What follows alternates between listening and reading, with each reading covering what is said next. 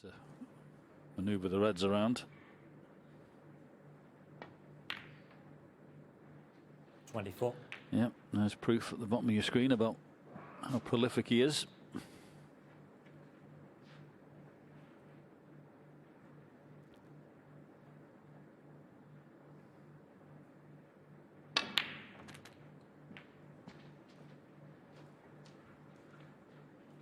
Slightly underhit or overhit, depending on your viewpoint. You just got to dig down into this red. So be careful with this one. You just lost the cue ball. Yeah, I think this is one where you sort of leave the black alone and play with topspin and run off the other red up for the blue, but he's not. He's digging in. No problem. Great shot.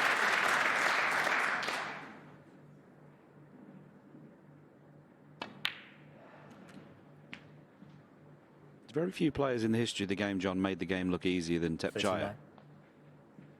Yeah, I agree. As I say, it's just a bit of a head scratcher. His results aren't always what you'd expect them to be. I know there's a lot of great players in this game. 40.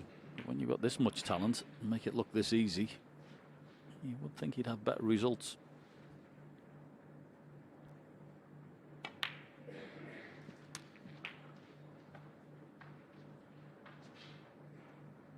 $47.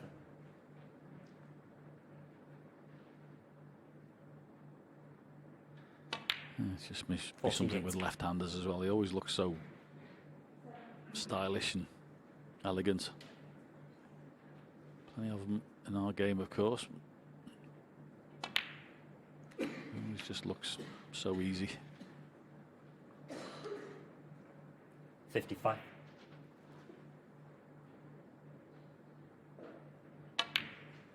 $56.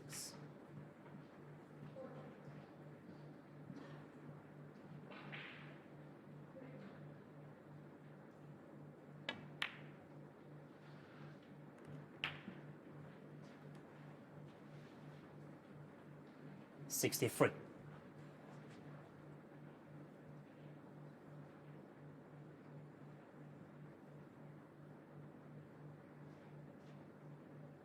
Yeah, taking a little bit of time, but this has obviously come just off straight on an angle he doesn't quite fancy. You punch that in, you could leave the cue ball near the side cushion, so that's why he's given it a little bit of time.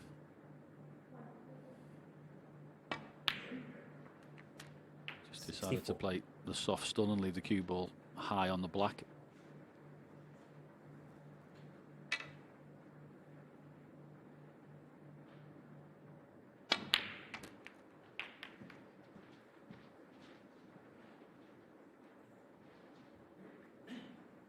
$71.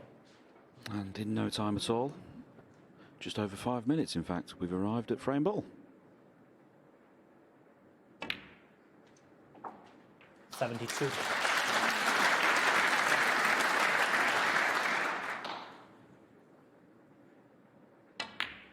I can imagine him being very annoying to practice with, couldn't you? Robert Milkins, and he sit in his chair and watch, but imagine him practicing with Tepchaya the way he plays. Yeah, but you'd get about 4 best of 19s in one day, wouldn't you? It'd be great.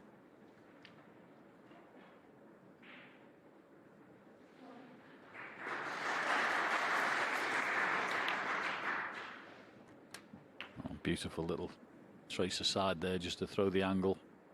85.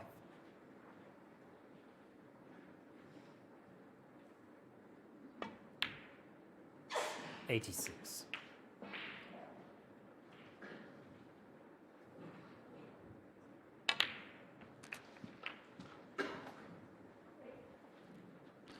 $93. Beautiful to watch.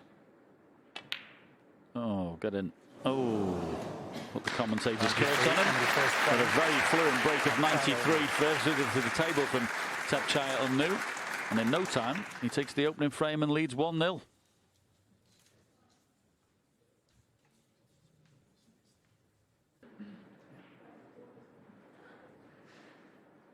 The second frame. Robert Milkins.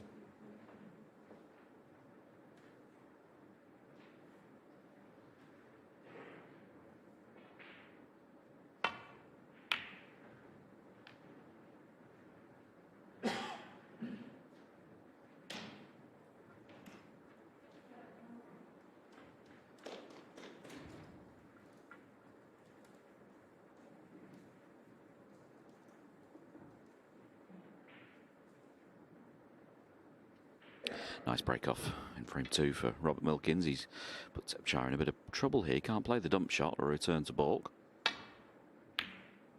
Now he tried to soft stun the cue ball into the side of the pack there for some safety and decelerated at impact and didn't get the spin on, and that's why the cue balls come away from the pack. So first chance of the match for Robert Milkins. We've seen how Tepchire is playing. 1. Yeah, it's a good point. A little bit of pressure on this visit because it's exactly what he does need to do. Show his opponents he's here to score as well. Just over 7 minutes that opening frame, so over very quickly. Your turn to score.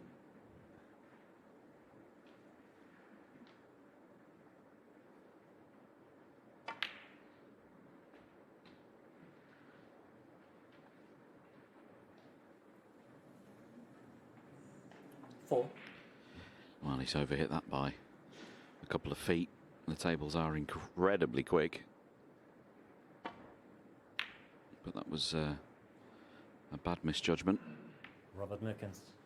Not his 4. best safety shot, cannoning into the green either. But no damage done. Yeah, he's actually made a decent target here behind green.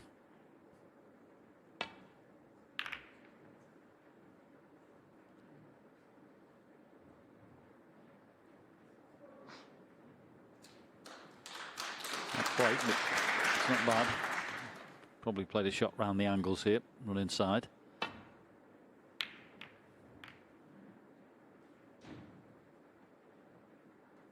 Yeah, that's excellent. As I said, mentioned in the first frame, he's a pretty good tactician, as Rob Milkins, when he needs to use it. I've seen him play some of the very top match play exponents and match them in this department, so he's very capable.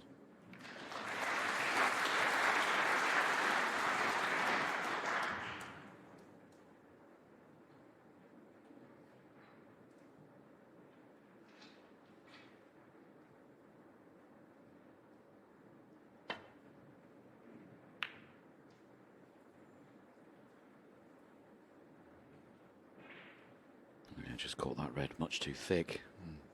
Some way short with the cue ball, so he's offered up a chance for this mid-distance red for Tepchire. We've seen enough to know he's in good stroke. He should get this.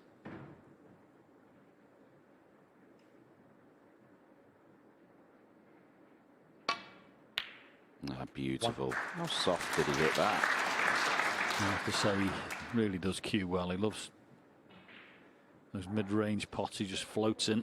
Certainly uses the cue very well. Rather like yourself, if you don't mind me saying so, with you sitting in. He's an excellent cueist. There's plenty of work on that cue ball when it's arriving at the object ball, that's for sure.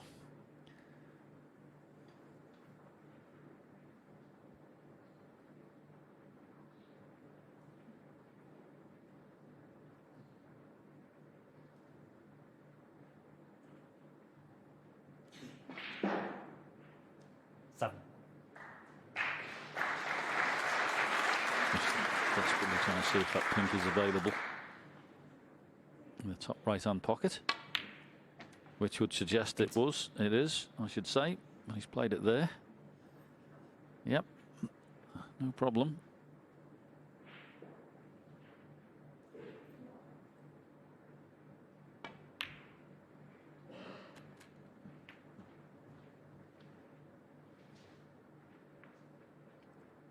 When he pots this red and strokes it through for the black into the opposite corner pocket, 14. if he could just creep past the red that's nearest the corner with the cue ball, he'll have the perfect angle to pot the black, smash the reds open. He could be away here. 15.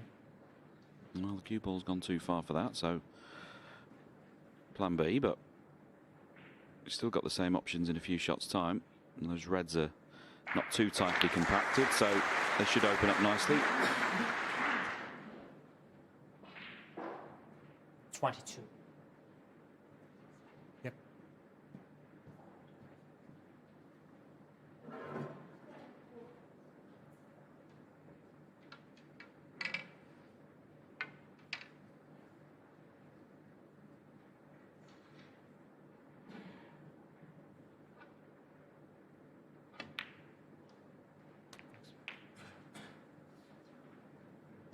Yeah, I think that's pretty good. He just wanted to make sure the cue ball was high on the black so he could play a run through off the 2 cushions back for the red in the opposite corner. I think he's come high enough. Yeah, played it with a stun as opposed to running through, but well, same difference, but not quite 30. how he played it.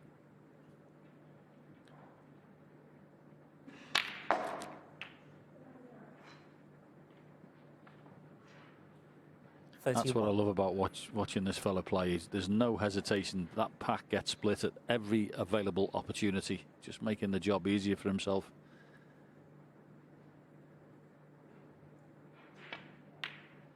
There's been 1 or 2 players here that I've seen this week already who just seem reticent to break the reds up in the pack and keep cherry picking. But if you want to score and make it easy, you need to be doing what Tep Chai is doing and what Judd Trump does and Ronnie O'Sullivan does. Get into that pack early. And if you've got an opportunity, open them up.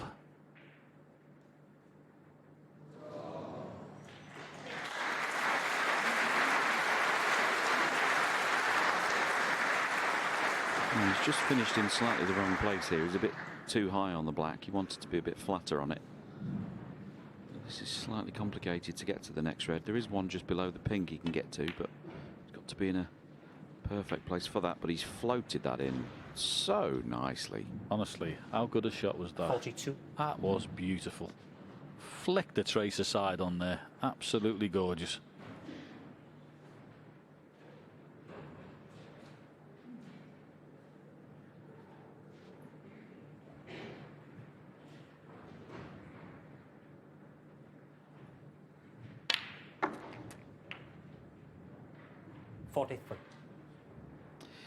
Yeah, he just didn't get the left-hand side on there. He needed some side to reverse side to spin the cue ball up the table, and for whatever reason he didn't quite get it on.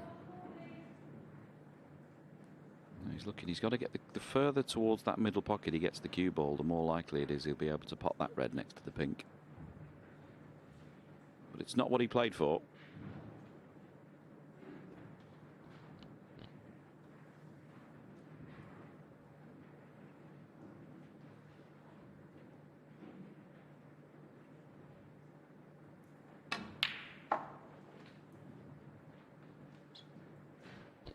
Yeah, lovely shot. The red in the middle of that little cluster. 47. Couldn't have picked it up with his hand and put it any better. That's a brilliant touch. It really is. He's certainly in stroke here at the start of this match. Just, you know, good positional shot away here from taking this frame. Yeah, it just grazed past. So a little screw into that gap where the pink and red are. If you can get in there somewhere.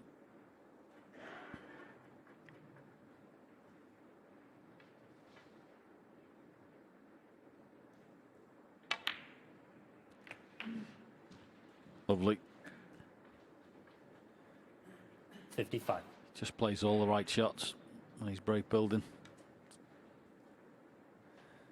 There he goes again.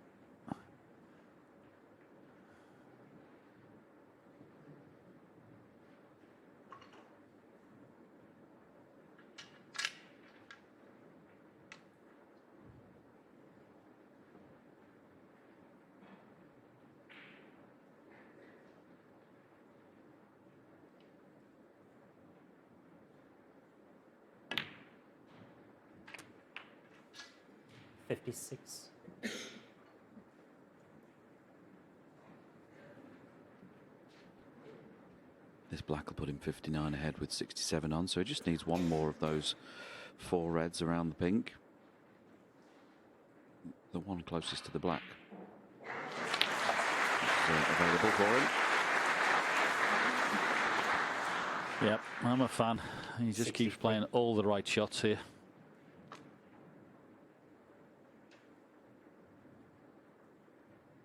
You see some people going about their breaks and it's just, well, I think, yes, you're getting there, but it isn't the right way of doing it. But this is all absolutely spot on. Not frightened of playing cannons. Playing all the correct shots. Just makes it look very easy because of it.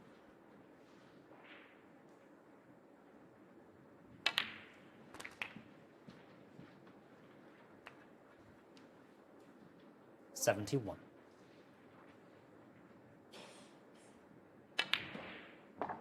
$72.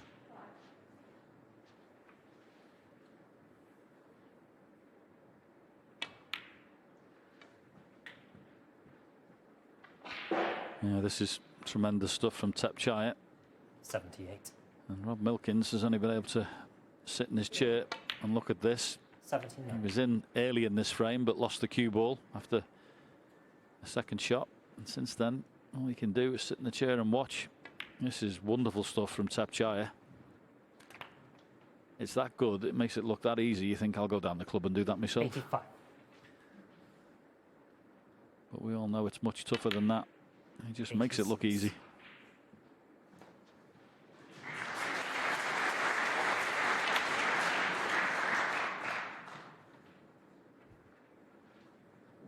$92.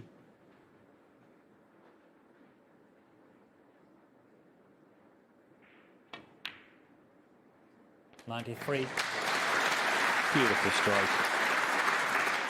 This for the 100. And she goes. Absolutely fabulous. Wonderful play. Beautifully 100. constructed. And the shot off the brown, round the angles for that loose red in the middle of the pack, was the shot of the break. Deserves everything he gets after that one. That was top draw.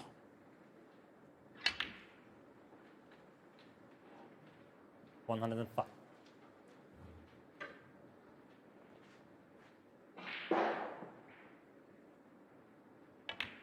He's definitely getting a little bit slower though. This one's taking 109. 12 minutes, not 7. Absolutely fantastic standard.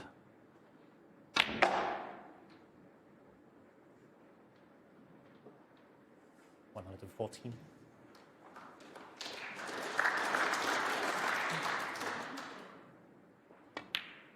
Tepchaya, how are you not winning tournaments playing like this? Fantastic. Brilliant.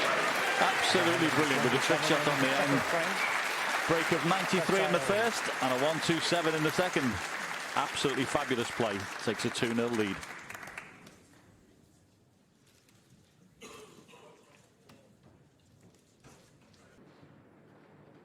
Tepchaya's break. So remarkably, frame 3 already. Tepchaya Un-Nooh in sparkling form. There's 2 frames. Exemplary control of the cue ball and very heavy scoring. Wonderful talent. And for Rob Milkins, he'll be wanting to pot a few balls, Sean. He absolutely will, but he won't be doing it with a little turn of good luck that Tepchaya's just had there. He got the break off all wrong. That red he struck has tracked back up the table and has been covered by the brown. And if Rob's attempting this pot red, it's very missable.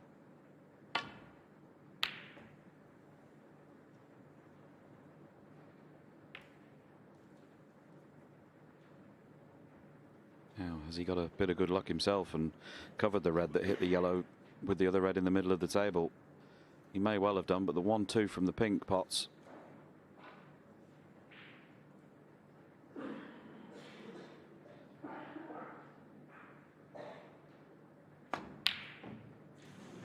But he's human. Yeah, I didn't see that happening the way he's cued this evening so far.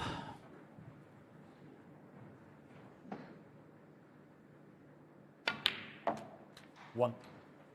Definitely a chance for Rob Milkins here, and one he needs to score off.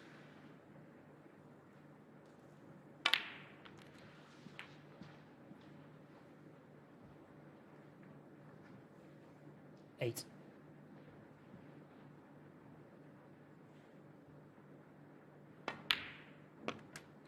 $9.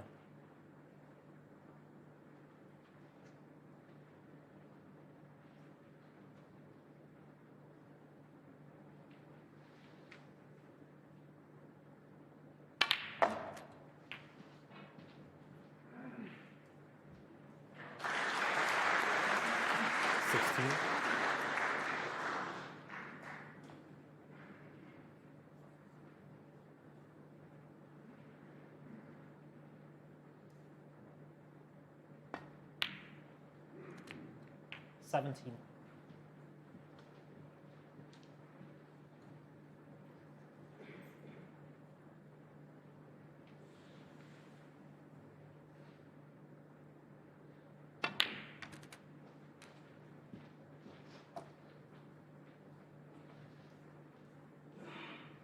$24.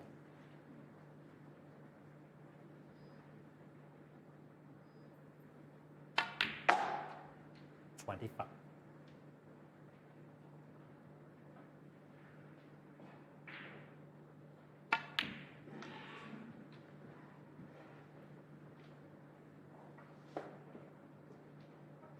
$28.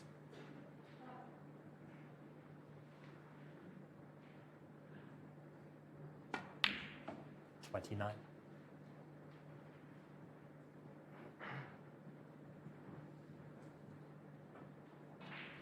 He's slowly but surely eroding all the loose reds away here, so 2 more to play with, one by the blue and the one furthest left of the little cluster. After that, he's going to have to move something to continue the break.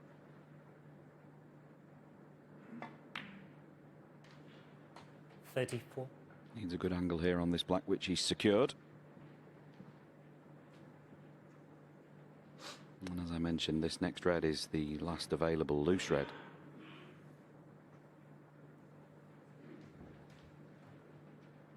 So we'll have to move something after this. May do it now.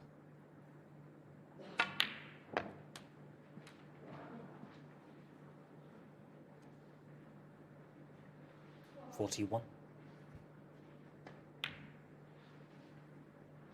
$42.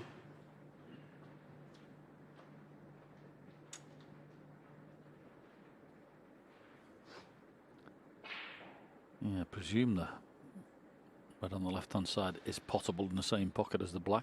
Just had a little look. He's played on it, so it must be. 49. It's through the gap, so played in an area 50. to land on either. That's worked out rather well.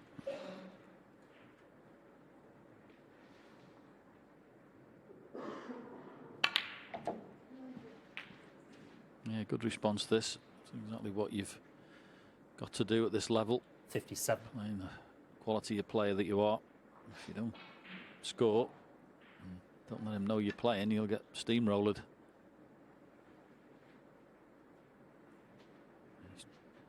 Just off straight here. It might be prudent to come out for either pink or blue here.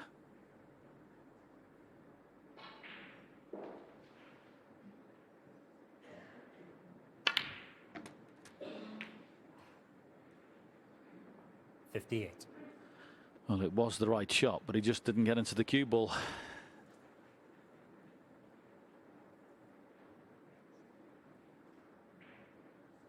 Just a little bit loose there. That's such a key shot that was. Just gets the other side of the blue. It's plain sailing. Now, not so much.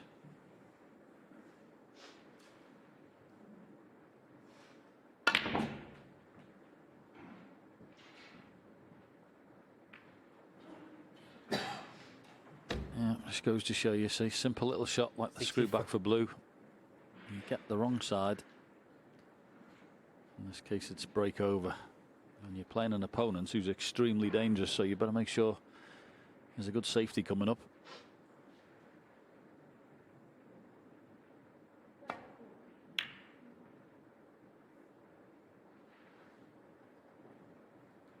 Robert Milkins, 63.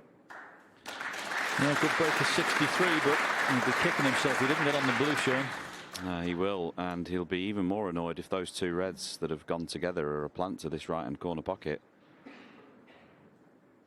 Well, they're very, very close. I'm not sure how Tepchire gets to them, but he might hit the one above and to the left of the black onto them, or he might cannon the cue ball off that red and play like a billiard shot, cannon to the first red of the plant. He won't want to leave them there for Milkins anyway.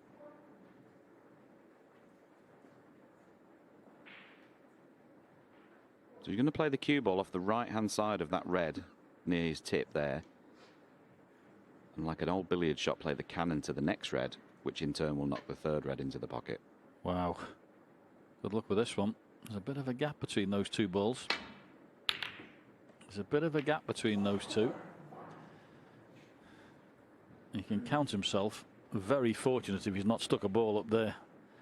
I didn't fancy that as much of a shot, I have to be honest with you, but he may have gotten away with it.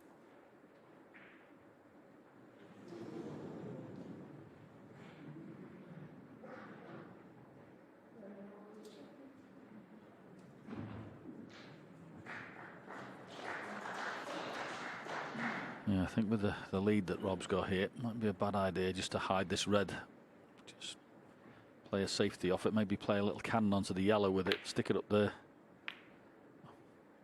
Might have been tempted just to hit it straight onto the yellow there, just to leave it on the top cushion. Put it out of play, but he was very fortunate, Tapchaya.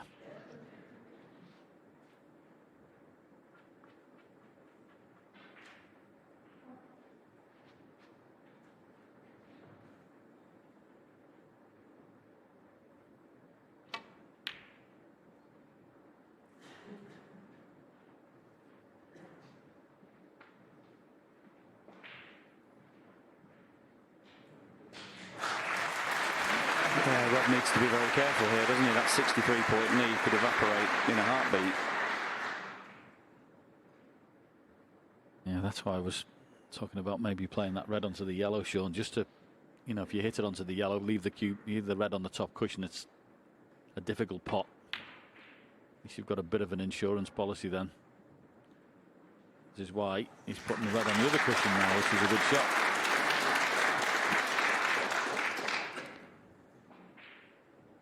A very good shot.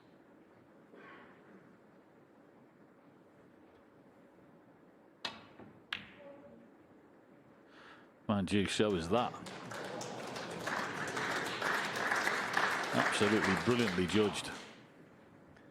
And now you look at the table, and okay, the one on the right maybe, but that's not difficult. The balls are in a really open position here. This is a table that's rife for a counter clearance. You've got to be very careful here.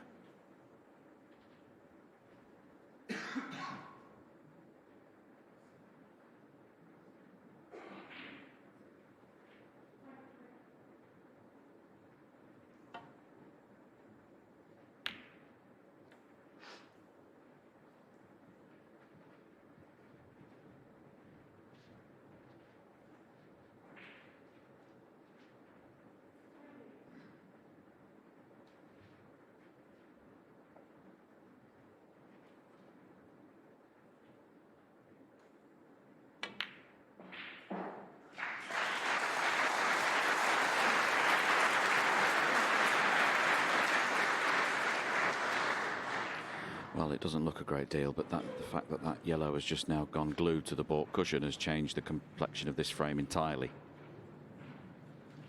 They were rife for a clearance, you're right, John, but that's changed now.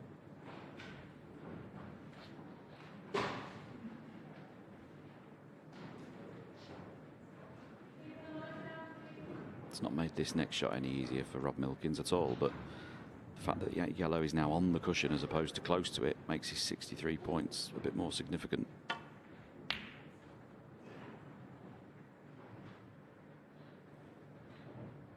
And that's a pretty decent shot he's played there. As I say, he's not a dummy when it comes to the tactical side. Rob Milkins. Oh, brain. That was an excellent shot he's played. Covered that red in the baulk area with the pink. Got himself out of trouble.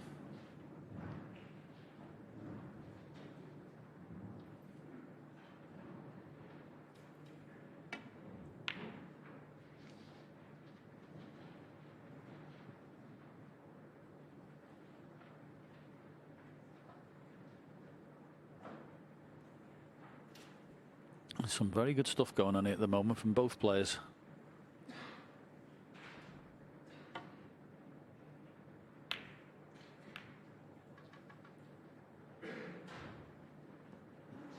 Yep, Rob there just trying to push the black into a difficult position.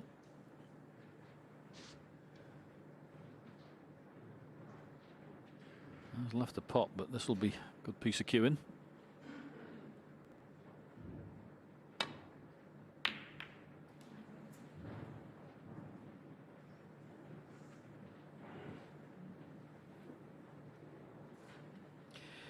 Rob came to the table with a little wry grin on his face. He's done that a few times. I mean, well he may, because Tapchaya has missed a few and he's got away with every single one of them in the last sequence of shots.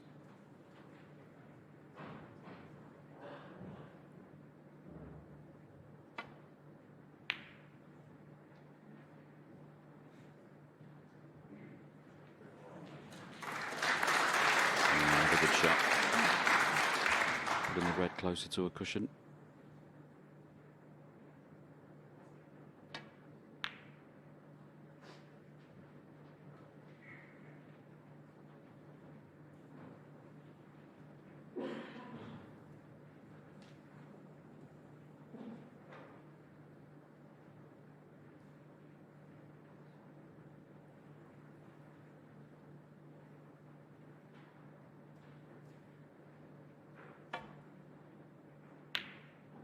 One.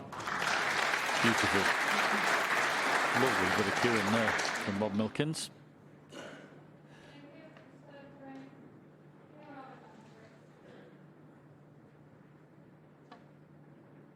Yep, not the worst idea that either. Robert So Milkins, pink on one cushion, black on the other, blue up in balk area. And that 64-point lead is looking very big. Here's a question though for you. If he were to go on and lose this frame, having turned the chance to pot the black or pink down just then and get over the line numerically, would that look back as the wrong shot? I think in the circumstances when you're there, you consider what is the right shot. What happens afterwards, you don't have a great deal of control of, but I always used to look at it. You can't beat yourself up if you play what you consider the right shot. In that instance, I think it probably was the right one.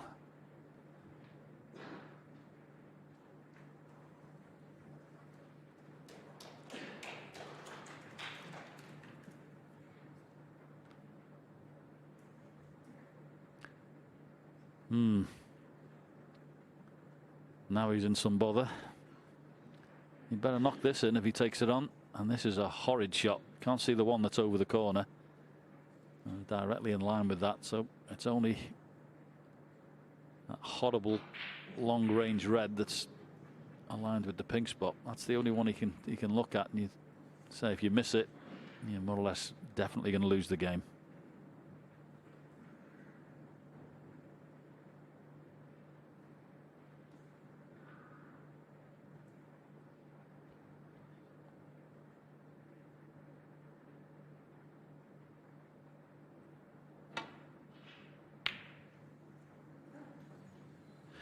And that should be end of frame.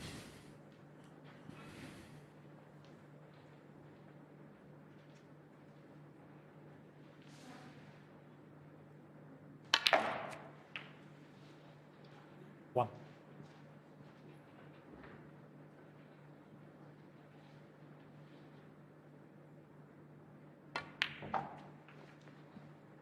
Yeah, played a very decent solid frame of snooker there after losing the cue ball on 63. Tactically very adept. So delighted to get the first frame on the board this evening.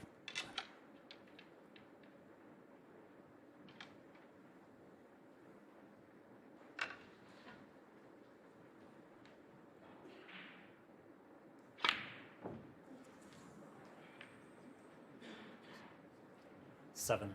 And the third frame. A little nod there from Tapchaya, so that'll be Rob Milkins getting his first frame on the board this evening. Good frame of snooker that. And it's Tapchaya who leads by 2 frames to 1. Keep the noise down, please. So 4th frame on before the interval. Rob Milkins will be looking to go in there all square. Tapchaya desperate for the 3-1. Been very good so far this match. Very decent standard. 2 high breaks of 93 and 127 from Tapchaya. A good 63 and some excellent match play from Rob Milkins in the last frame. So very good to watch.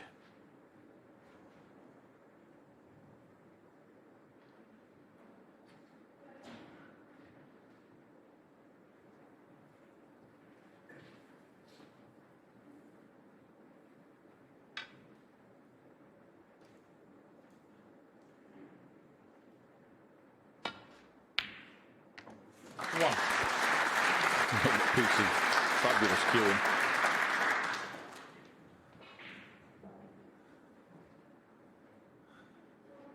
On the pink in the middle, and this will need, once again, another piece of excellent cueing.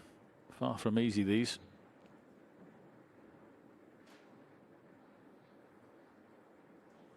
Allied to the fact that he's got to do something with the cue ball. It's not just a little stunt. He may have to screw back for the two reds. The one that's above the black. Oh, that was the one he played on. I thought he'd potted that at first, but not to be. As I say, there was a bit more he had to do there with the cue ball. It wasn't straightforward.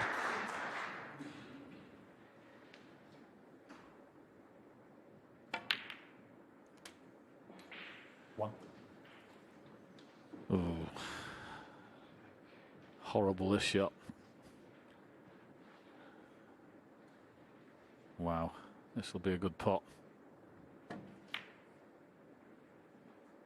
And it is. Just nothing he can do with the cue ball other than drop it in, which is why he's lost position.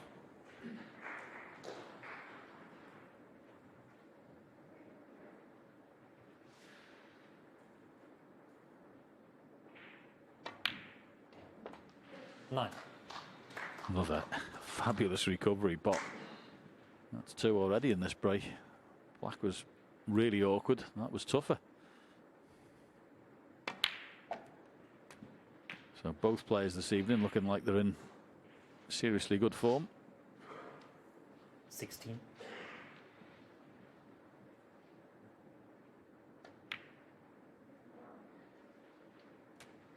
$17.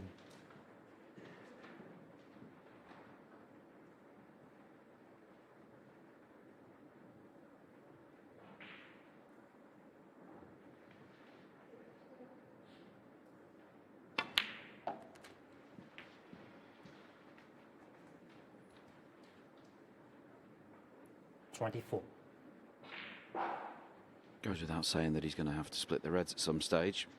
He'd love to get high on the blue. They're a great pack to go into. Off a half ball blue into one of the middle pockets.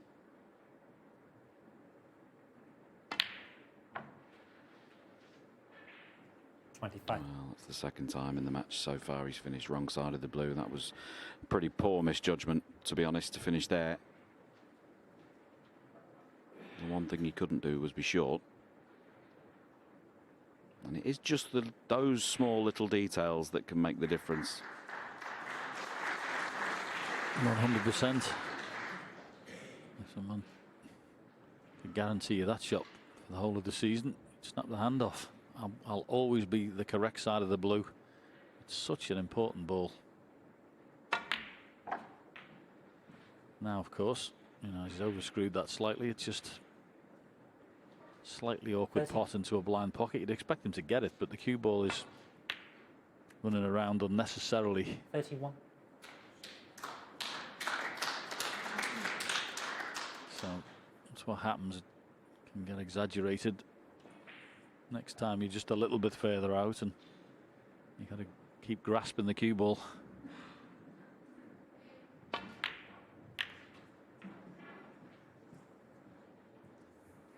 And then you lose it. It's very easily done. Just from a simple little shot of getting the correct side of the blue.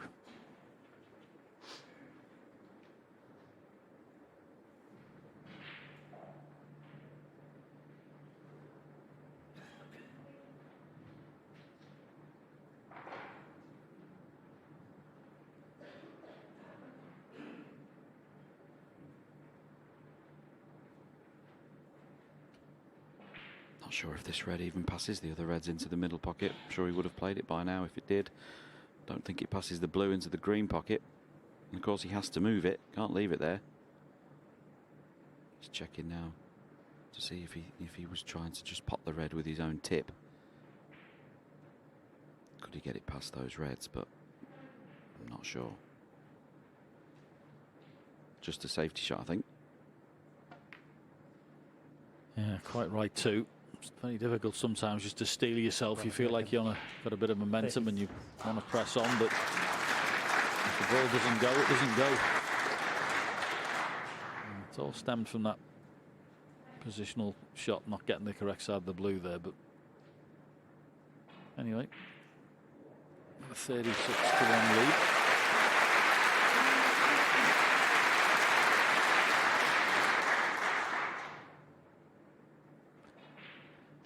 Not the world's greatest safety shot there from Top so another chance for Rob.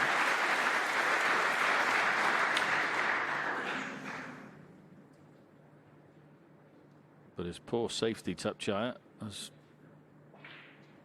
indirectly given him an opportunity with that miss.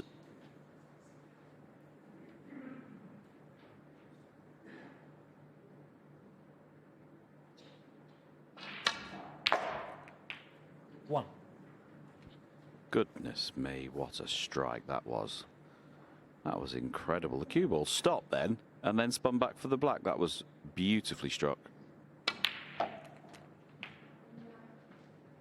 And having been in first, made a mess of things. If Tapchaya were to go on and steal this frame, and take a 3-1 lead, that would really hurt Robert Milkins. Oh, but he nearly missed that one.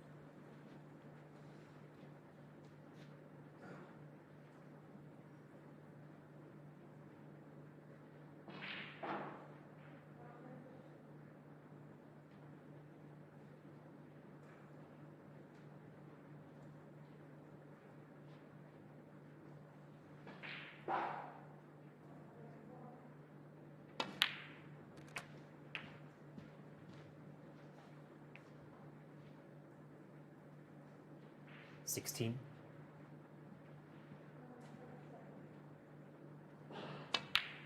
So nothing safe for Rob Milkins here. He's just got to hope that when Tapchaya plays this split, he's going to try and cannon the red. It's in the middle of that line of three. He doesn't want to hit the first one. He wants to hit the middle one. If this goes right, could be thrown over. And he just didn't get it, but I think it's okay. He skimmed off them. He's got this red to the left middle pocket. Yeah, I love the pace 24. he played that at, actually, because he knew full well that was his insurance policy. The one that was in the... He's on now into the middle. Just wanted to just manoeuvre them slightly. If he landed on one, great. If he didn't, he had this one. 25. He definitely goes about it the right way. Big fan of his break building.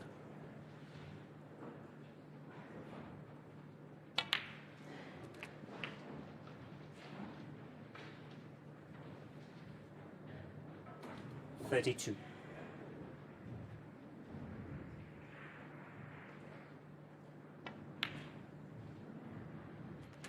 $33.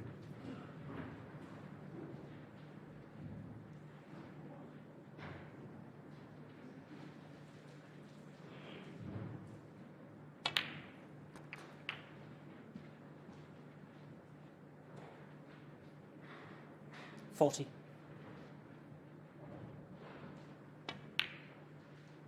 $41. So he just mops up the three reds in open play. He will take that 3-1 lead into the interval. And on the balance of play so far, you'd have to say it was deserved. Played beautifully in these first four frames.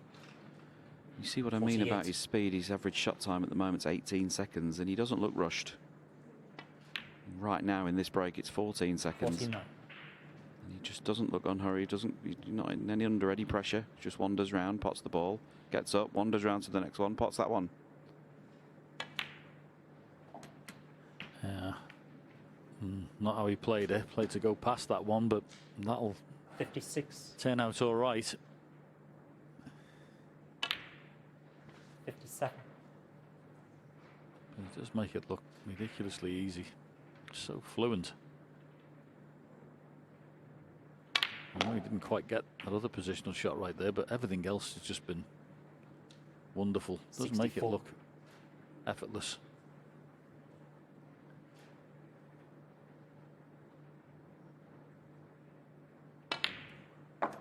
$65. You pop the pink now, put it back up on its spot, and then clear the rest of the colours up.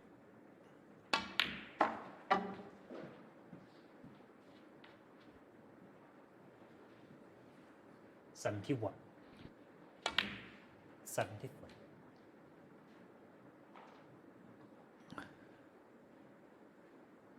It's been a cracking opening session in the match, this has.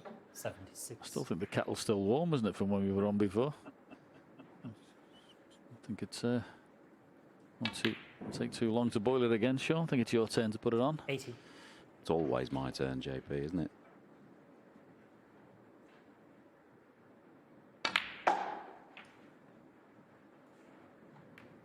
$85.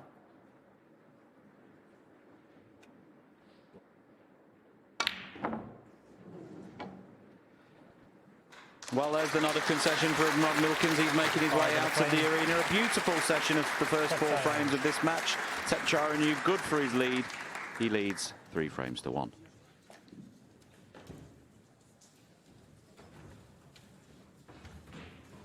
Please. Frame 5. Tekchara to break.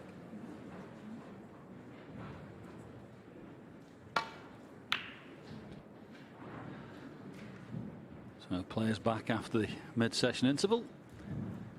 Very good session before it. Un-Nooh from Thailand leading 3 frames to 1. And very high standard indeed this match.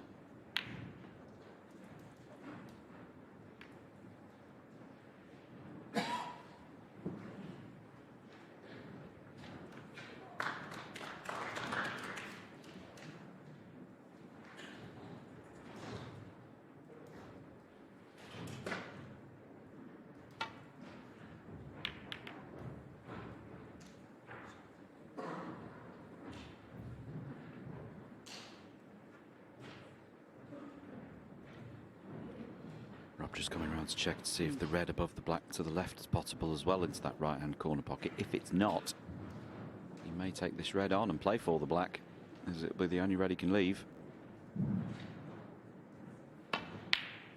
1. Excellent shot. First class.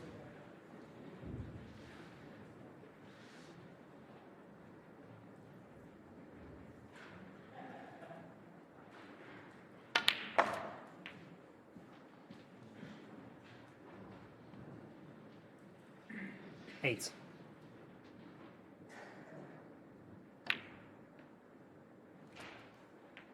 9. Yeah, did well there. That was awkward to get the top spin on from so close to the object ball. Could have easily pushed that, but didn't.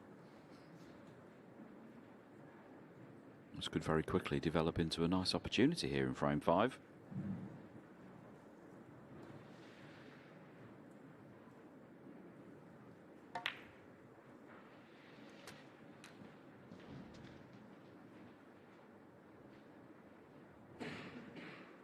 $16. 17.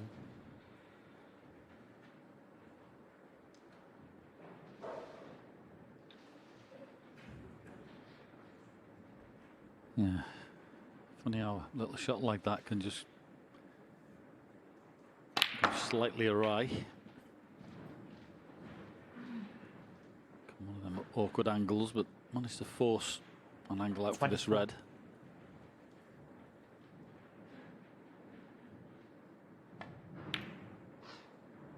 25.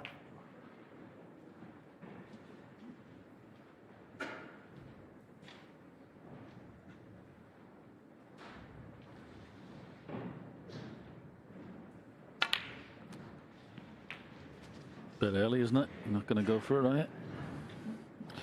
Yeah, I was thinking about it 32. 5 minutes ago, to be honest.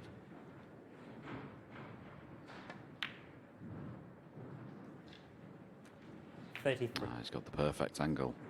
Now we're joking about the 147, but if this goes right, could be thinking about it seriously. And it has gone right. 40.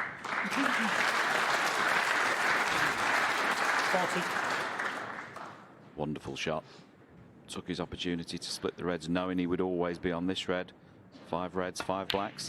41. You're very well aware of WST's initiative this season. If any player making 2 147s in any of the Triple Crown events will access the bonus prize of £147,000. That's a prize they're putting up a maximum of 3 times. But you do have to make 2. 48. And it has to be said, This is a great chance to make one. 49.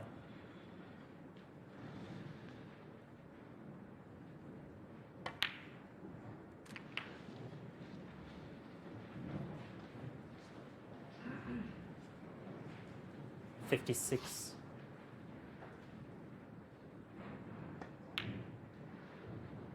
$57.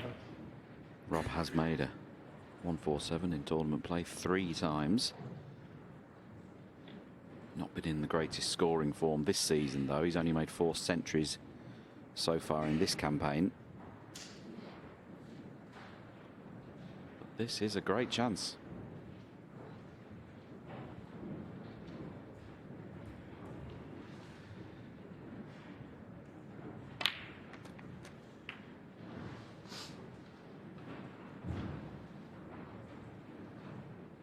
$64. Yeah, just okay. May have to play this with a little bit of side. Well, 65. didn't just dropped it in, but he's left himself high on this black now.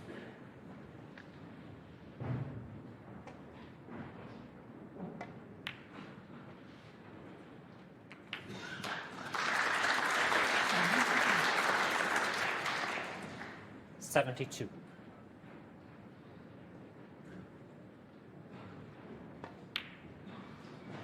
$73. I'll be starting to feel it out there. Knows full well what's going on.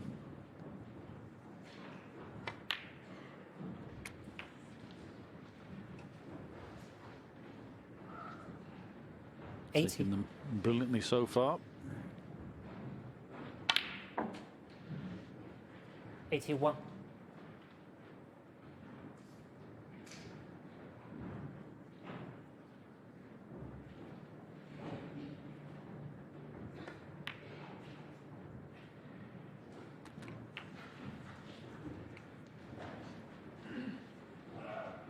$88.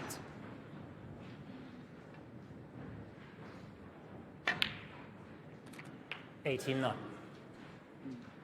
A fabulous break this, straight from the first shot. Hit that so crisply, got on the black, and he's never looked like taking another colour since.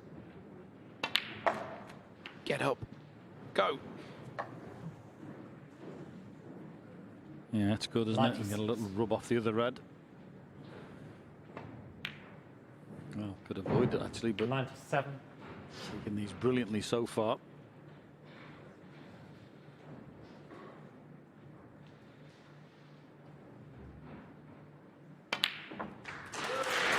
Taking a chance to try and move the pink. Oh, it's actually made it slightly worse. Lovely century break. 104.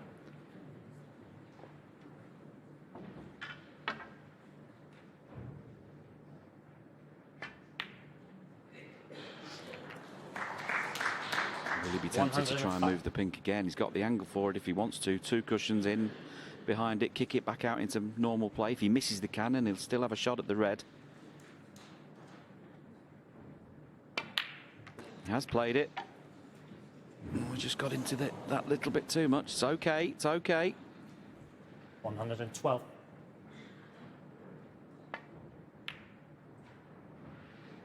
No, it's not there. Well, what a shame. That was a great chance to see the magical 147. It wasn't to be. A great break nonetheless. And Robert Milkins comes back out straight after the interval and reduces his arrears to just 1. He trails 3 frames to 2.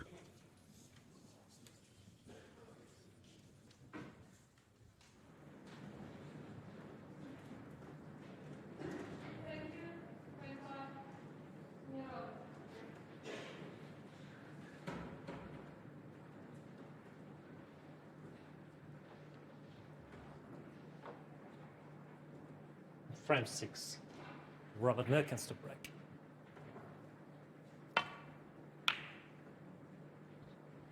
Well, there's already a high quality encounter. Aborted attempt at a maximum in the last on 112, just adding to the drama of this evening. Been very good scoring. 93, 127, 63, 85 and 112. Really good standard. And continuing with pots like that. One.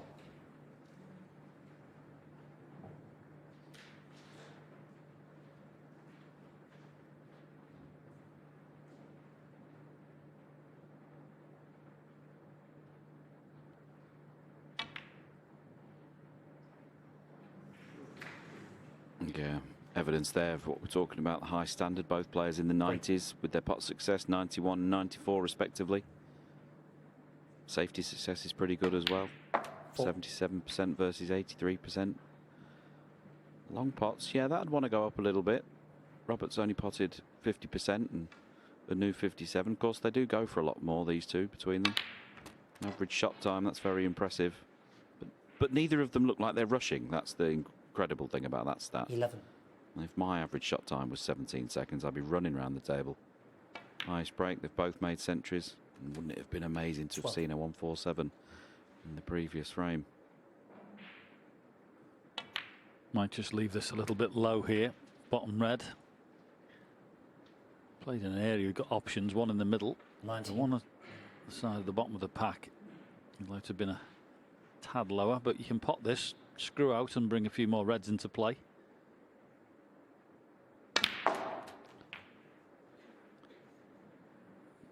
Superb. Lovely shot. Played with a bit of check side as well. Came off the pack and put the cue ball back towards the black. Just come slightly awkward.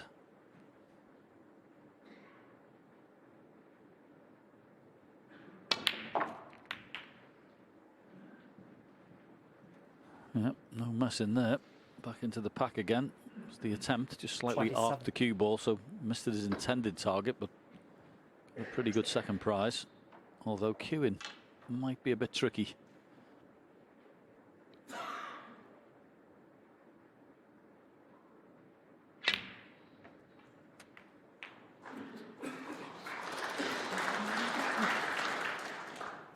Well, we're talking about 147s, of course, famously, and don't like talking about it, but try Mr. Black like this for a 147 8 years ago in this very room. 140, played some amazing shots in that break. 35. I'll never forget it. I think the black he missed was easier than the one he's just potted.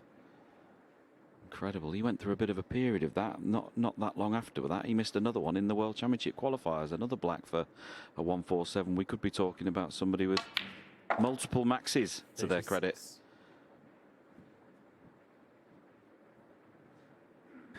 Yeah, you'd like to have had a slightly bigger angle here. He was going to go straight into that pack. Well, the only thing you've got to be wary of is there's not a plant on there.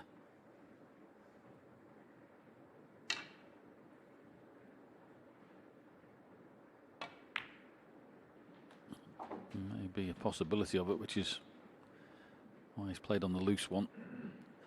41.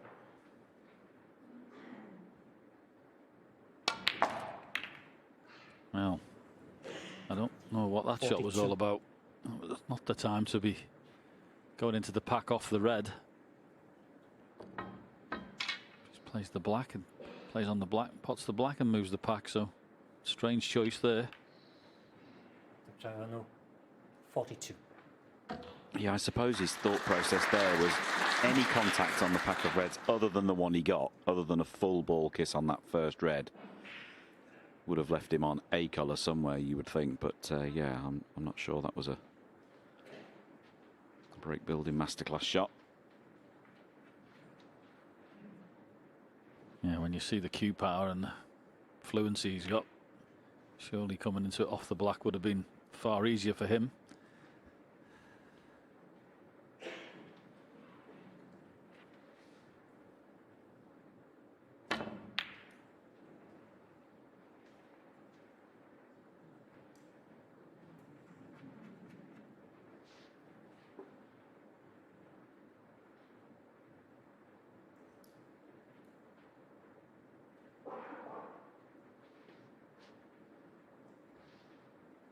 You're talking about people who've missed the final black on a maximum. Still get chills about Ken Doherty's in the Masters all those years ago for that £100,000 sports car. Used to park it in the foyer when you walked in. Used to see it when you turned up at the tournament. Of course, Ken missed a relatively straightforward black. I would have seen him driving home in that, but there you go. He always says he didn't like the colour.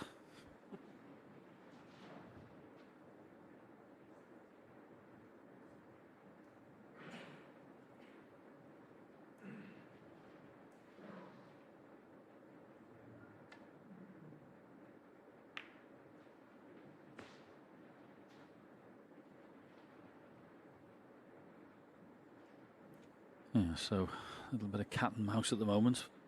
Tepchai with that 42-point lead.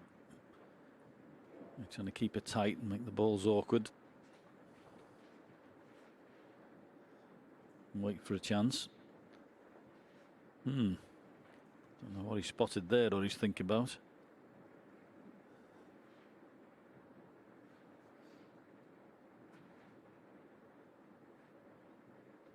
Yeah, he's looking to see if he can cut this red in.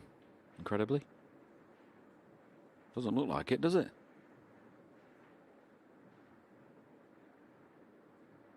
It certainly doesn't from here.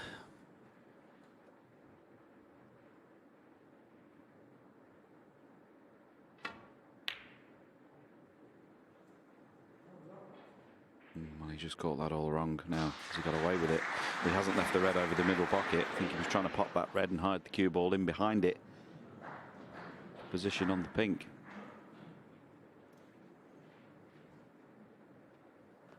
This is one of those awkward shots you've been left that, well, it's not brilliant. Black's on the spot, it's perfect, but when it's tied up on the top cushion like it is, it seems like a lot of pressure for nothing unless you can force it in. And will the pink go in the middle? That's the problem. Because, of course, that red that is closest to the cue ball may stop that happening. Yeah, this is a funny situation here. You're almost taking a ball on you don't want to take.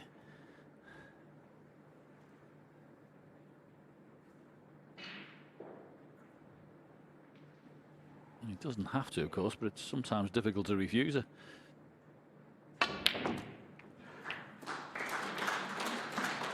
Wow, the pot that was. He got some work in there. Flick on the green will be handy. One. And he'll settle for that. That was some pot.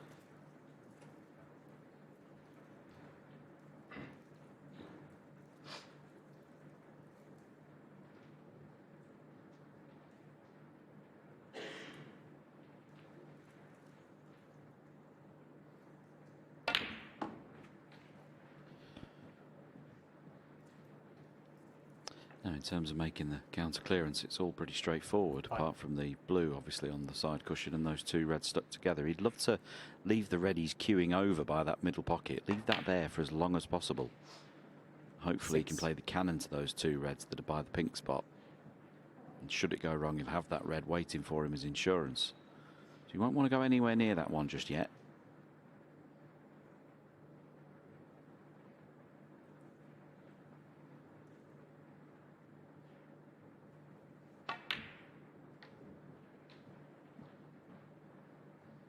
Hasn't come back anywhere near how he meant to. He's queuing over the brown now. He's made this awkward from nowhere. 10. Yeah, knew it as soon as he'd hit it, didn't he? Potted a good one earlier in the match. Black off the spot, queuing over. 11. He's done it again. He's just scrapping for the cue ball here, just a bit too far.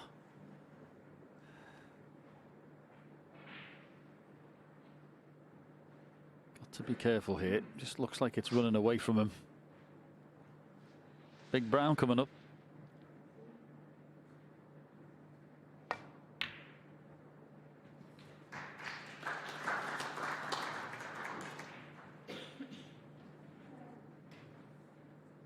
$15.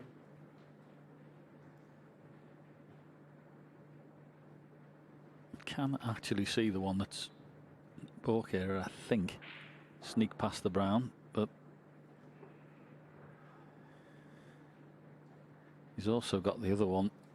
Yeah, you can get through to that. Horrible queuing, of course. He does have the other one that will go in the middle pocket.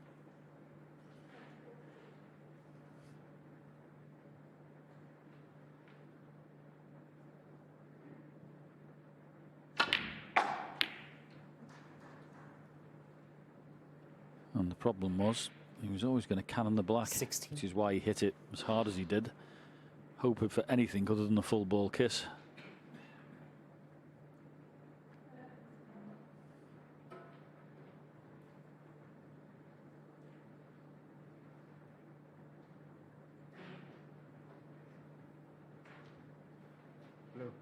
Blue ball.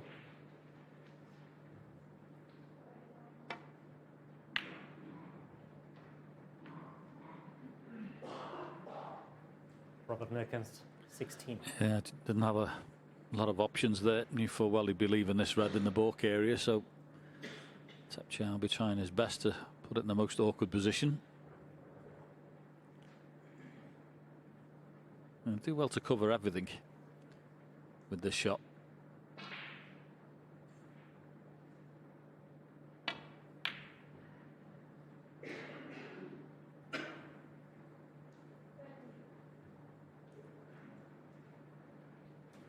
He's extremely lucky there. That red shouldn't be going anywhere near the corner pocket, and for it to finish almost touching the cushion, it was very, very fortunate indeed. Didn't mean that to happen.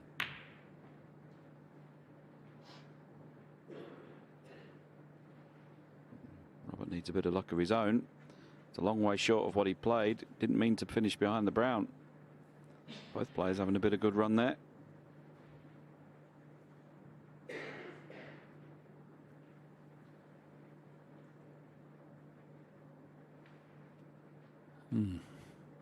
He's going to go up and down or use the bump. He could go up and down. Where's that red going? Very close to the pocket. And he's not covered it.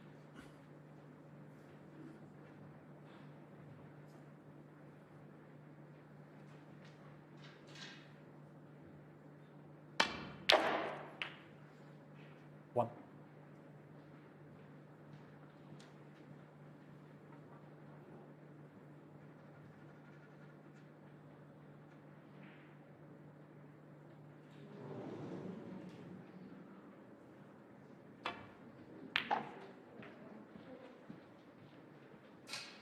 Tried to use the bump himself there of the middle pocket to flick the cue ball back into open play and just missed it. So he's finished up by the yellow. This is now a big shot in the context of this match, full-blooded.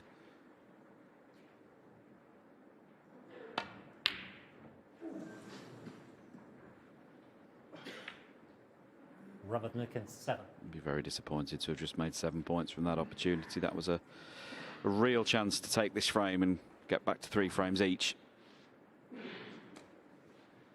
Yeah, you were saying to me, you played it obviously this week, these middles have been a bit sharp. And you think far from easy. Notice from the commentary box they've looked a bit tasty. You need to get them right in the middle.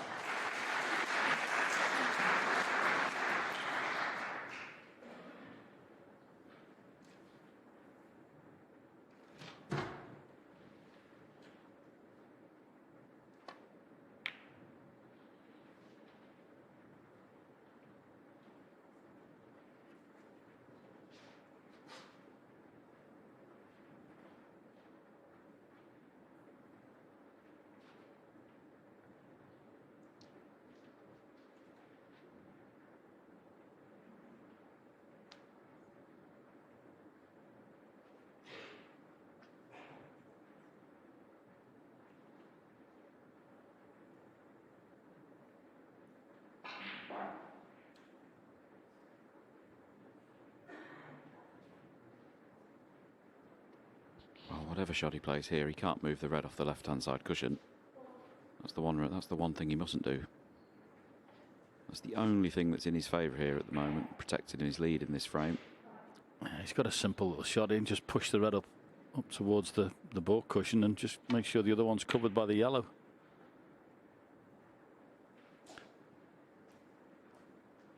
Has he covered the red by the black? Well, he better had have done, otherwise it's a shocker.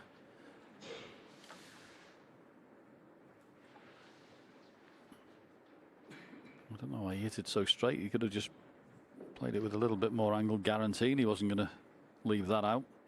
He nearly made a mess of it.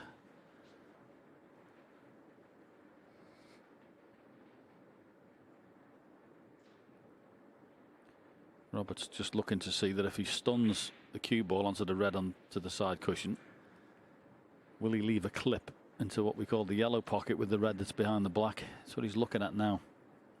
So he stick on this, send it round. Ooh, that might have actually worked in his favour, that little flick. Because if it had stayed where it was, I'm sure it was possible. Yeah, he left it, but for that little flick on the last few rolls of that red. Amazing, isn't it, what can happen on the snooker table? But for that, he'd left that chance of that pot and that red. And there was a gap between red and brown to get the cue ball back down this end of the table away. So that would have been a nice little chance for Tepchaya.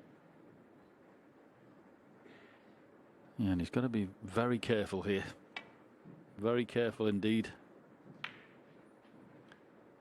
Yeah, so much so he just played the containing safety. Don't blame him for that.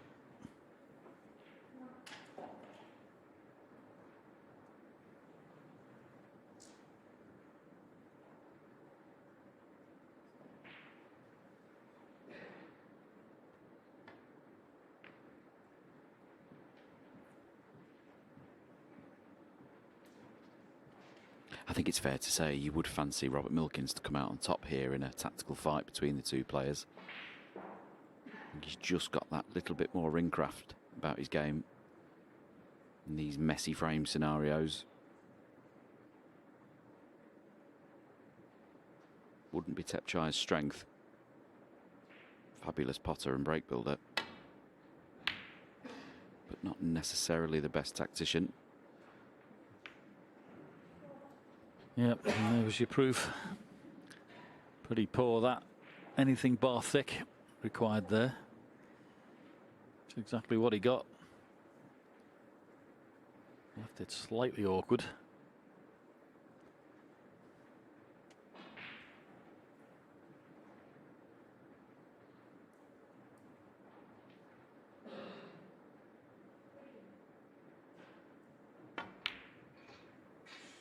One. Yeah, very good pot and perfect position on the black.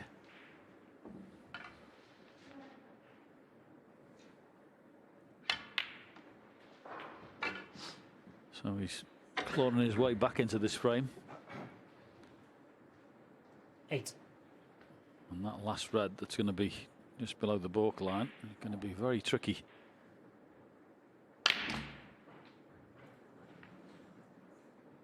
Nine. So tricky that he tried to move it. Yeah, I've said it a few times actually this season, these new batch of tables we're using, they are a bit tighter down the cushions, and you can see there Rob was so aware of that. He tried to move that red. That red's on the right side of the table for a right-hander. He could have just played in behind it, but we're all aware of these pockets just playing, appearing to play a little bit more difficult. Robert Milkins, 9. So 10 points in the game. There's only really the brown here that's a problem for a counter clearance. So Tepchaya needs to be super careful. Yeah, it was interesting. Rob may have had a little chance of sneaking in behind that brown with the last shot, just nudging her off the cushion and leaving a snooker behind the red, but he didn't look at it. Would have just got the brown into slightly better position, but played in tuck up behind the green, so maybe it wasn't on that shot.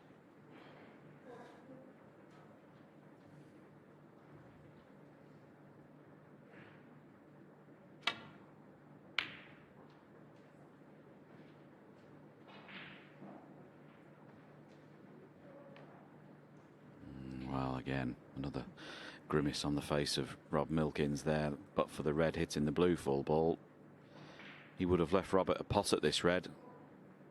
Tepchaya didn't know anything about that. He just let the red drift up the table again. It was a bit of a weak shot, but he's got away with it. And Rob got away with this. Yes and no. It's not easy, but this pot's up into the yellow pocket.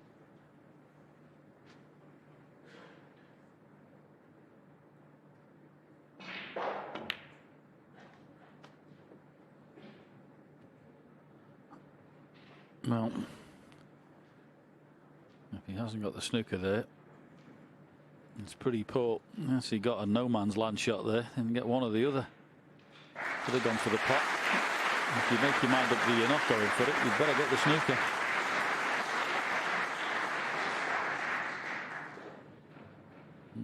Rob's getting tempted by the swerve, I think. And he could pot it, so wasn't great from Tepchaya there. Got away with one.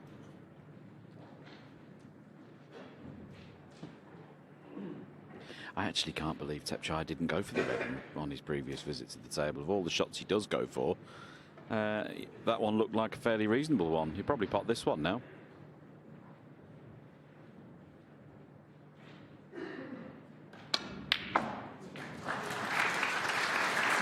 Yeah, well, that was over the hole, really. So, 1. what a pot that was. But yeah, when you can pot like that, hard to believe he refused it. But I don't mind him doing that as long as you make sure you get the snooker. To be no man's land wasn't great. Anyway, that's what's happened. This is now another excellent pot and piece of cueing. And he's going to need the brown. As we mentioned, the brown some time ago was the only real obstacle in this frame for both players. 8. Needs an angle on the green to get towards the brown, and he's got one there. That's lovely. Left-hander can just reach over. No need to move the brown. You can just get the cue ball right in behind it.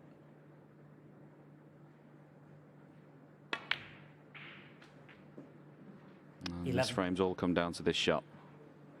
Do you drop it in and give it every chance? Or do you stun it in case you miss it?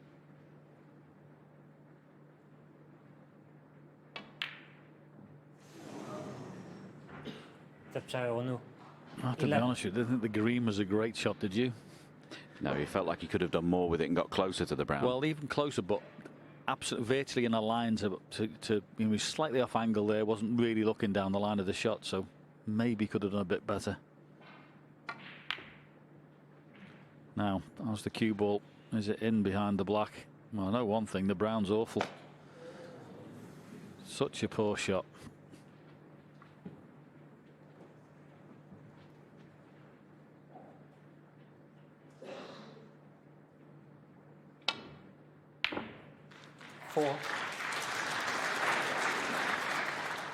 Yeah, be kicking himself with that one. He was concentrating so much on laying that snooker, he forgot about the object ball. 9. Well, he had it scare near the end of the frame, but looks like Tepchaya has taken it. 15. And he has done. Very interesting frame of snooker that was. Could have gone either way. But it's Tepchaya Un-Nooh who takes it. And he leads by 4 frames to 2. Consider the other table, please. The 7th frame. Tepchaya Un-Nooh. Take your seats quickly, please.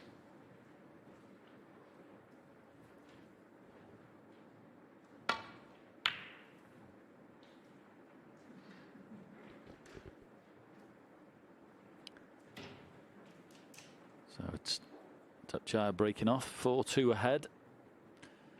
Very big frame coming up for Rob Milkins, you would think. 3 down with 4 to play wouldn't be too attractive. An excellent pot. 1. Goodness me, what a shot that was. That wasn't turning off, was it? Goodness.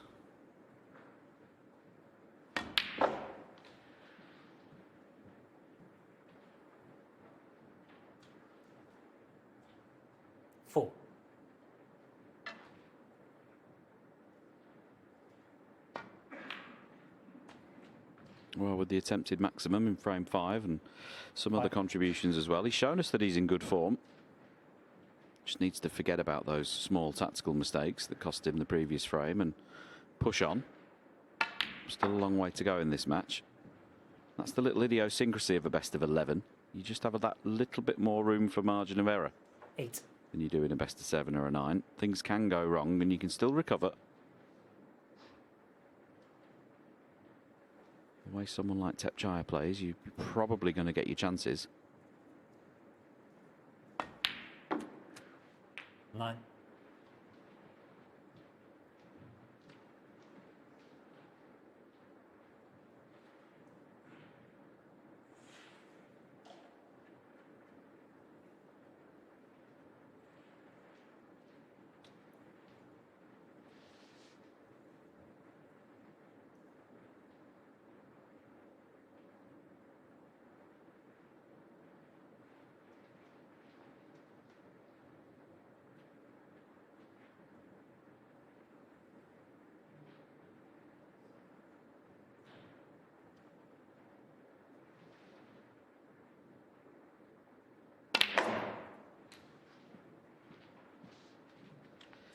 Well, wasn't that shot that was the bad one, it was the one before. He left himself nowhere on the black. 16. And so from that opportunity to score, he's only made the 16 points. He's going to have to play a safety shot here, and it needs to be a good one because Tepchai is dangerous from distance.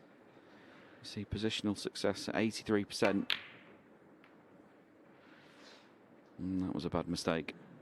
Robert Milkins, But he's finished it with a good shot. You can see he gave the cue a rap on his way back to his chair. He's frustrated. That frustration can build in you as a player when you're back to your chair, when you know you should still be at the table. You lost the frame before when you know you shouldn't have done. And that frustration can eat away at you. And you end up beating yourself. Very good shot from Tepchai. Excellent safety shot. Yeah, we'll check here first and then come around. Thanks.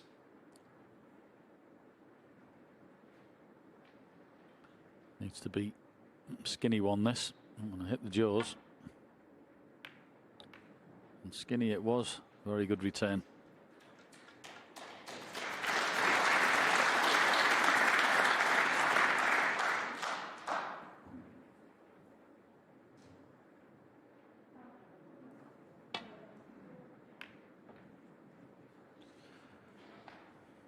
What's it like to see the edge of a ball from that far, Sean? I can remember, but not with my mince pies these days. But well, it's just, we've always say it, don't we? But when you're trying to get the thin edge, there's some of the hardest shots in the game, because if you get them slightly too thick, you hit the jaws as you suggested, or the cue ball doesn't make it home.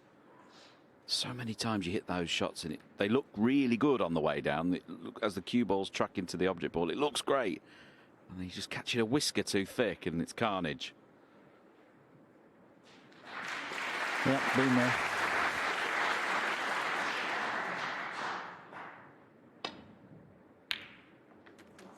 Wonderful pot.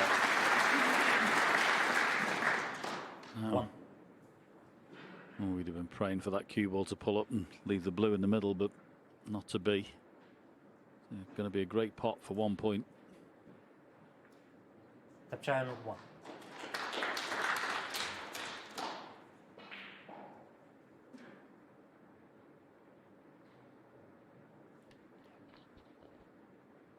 Yeah, twice across the table. I'm sure he'd be playing for the red on the back cushion. A bit pacey. Needs to hit this red and stick. Well, this red is possible, but they're very difficult down the cushions, particularly into a blind pocket.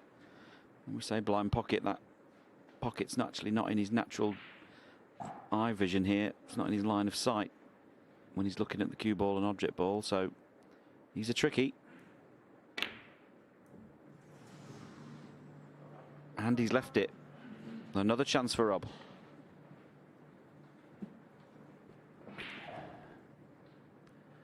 Yeah, it's obviously possible, but not easy to get on a colour here unless you can power this.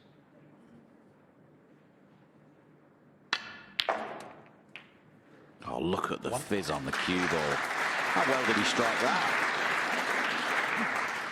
Yeah, if you'd had a spot the ball competition, where was the cue ball after that shot? I wouldn't have been putting it there. Boy, did he strike that well. It's a bit of value playing the blue and into the reds here, you know. Make something happen. And he's played twice across for the red near the black spot. That's fine. But wouldn't have minded the split shot, I have to say. He's going to have to split them sooner rather than later. And he had the angle. 7. Well, maybe that was his thinking, because when he pots the pink, it's going to go on the black spot. Yeah, I mean, I don't disagree with it either, but it's, you know, it's just the way people see it, isn't it? But this pink will go onto the black spot, be on the bottom red, so wouldn't have argued either way there. But this is a very important visit, you would think, in the context of this match.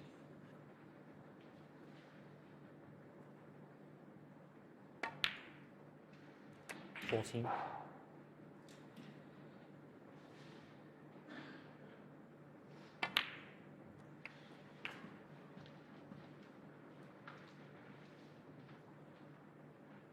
$20.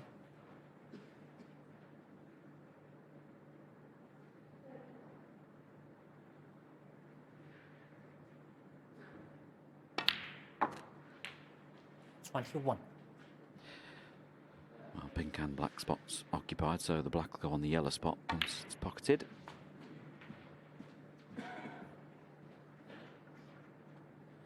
Yeah, and that 28. absolute stonking long pot with deep screw. Looks like it's 29. going to be very useful to Rob Milkins. Cracking strike that was. Start the break. 35. Just got to be a little bit careful now. Getting to the point where just minds his work for the next 2 or 3 shots. He'll be over the line. 36. Yeah, and this is the one where it could go wrong. Can't afford to go past the second red here. Needs to keep the cue ball underneath it, which he's managed to do there perfectly. Well judged. Yeah, nice touch, wasn't it? 42.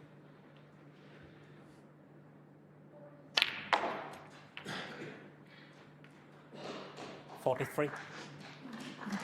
Great shot. Really good shot.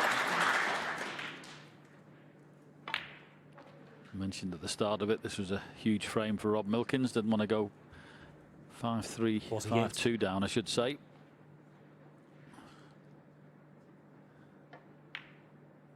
All big the frames, we know that, but 3 down, 4 to play wouldn't have been too pretty.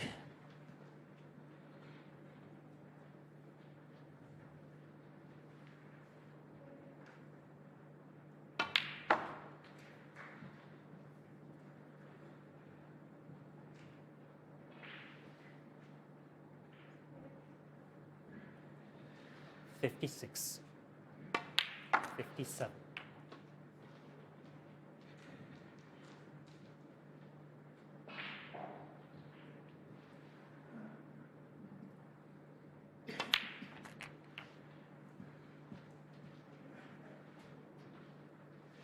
$63. Yeah, he's really getting on with it himself. Average shot time for this break's 13 seconds. He's one of the best players to watch when in full flow. Really enjoy watching Rob play. Just gets on with it. Strolls around the table, sees the shot as he's walking round, doesn't second guess himself, gets down, couple of waggles. 72. And he's never changed. He's played this way ever since I've known him. He's got every shot in the book. And enjoying the best 79. period of his professional career. Yeah. 81. Really good to watch from both players this evening. And the way they're going about it, you know, you're going to get the last bus. 84.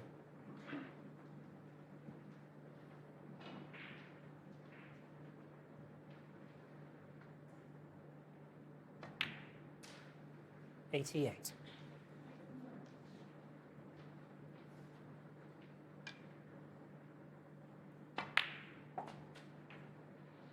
$93.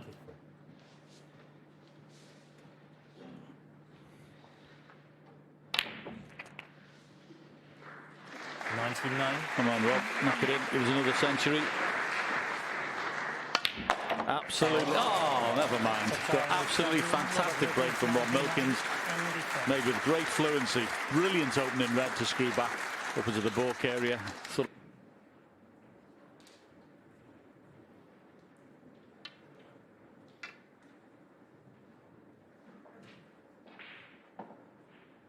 Thank you. The 8th frame, Robert Milkins.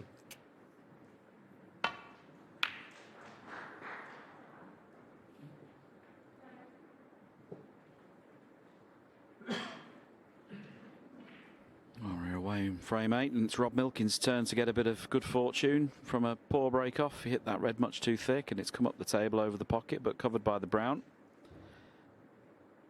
It was interesting during the re-rack there between frames that Rob was stood by the end of the table waiting, almost baying at the table, waiting for the cue ball, wanting to get going, showing his opponent he's up for it. I wonder if that'll make Tep try to slow down a little bit.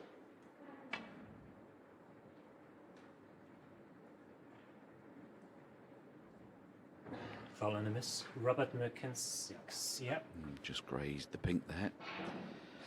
So the ball's getting replaced. I'm sure he'll make the correct adjustment this time round.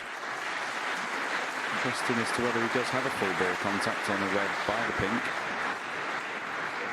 If he does, he only has one more shot at this, then he'll have to play something else. Can he get through past the green to one of those reds full ball that's in the pack? He can't be blocked by another red. I think he does, you know. It's on the foul and a miss scenario. He'll only get one more go at this, and then he'll be warned. Yeah, can we just bring it up, Mr. John? Yeah, it's so important they're having it checked. Important it goes back right, this. It's the smallest bit to that way. Yep. Okay. A bit more. Yeah. Referee That's Tatiana it. Wollaston performing her duties as marker tonight, directing traffic there. Now, I think he has a full ball contact on one of those reds underneath the pink, so got one chance to get this right, otherwise he's going to get warned. Sounded like he got more spin on it. Yeah, he did. Look, the angle was a lot wider. Got more left-hand side spin on the cue ball, and he's covered the red at the back. I'm sure Rob will be tempted by this red, though, into the yellow pocket. Wouldn't normally hold back. Yeah, he's just slightly hampered cueing-wise here. It's got to be, well, he can get his hand on, but he's got to be careful. Brilliant pot. Brilliant pot.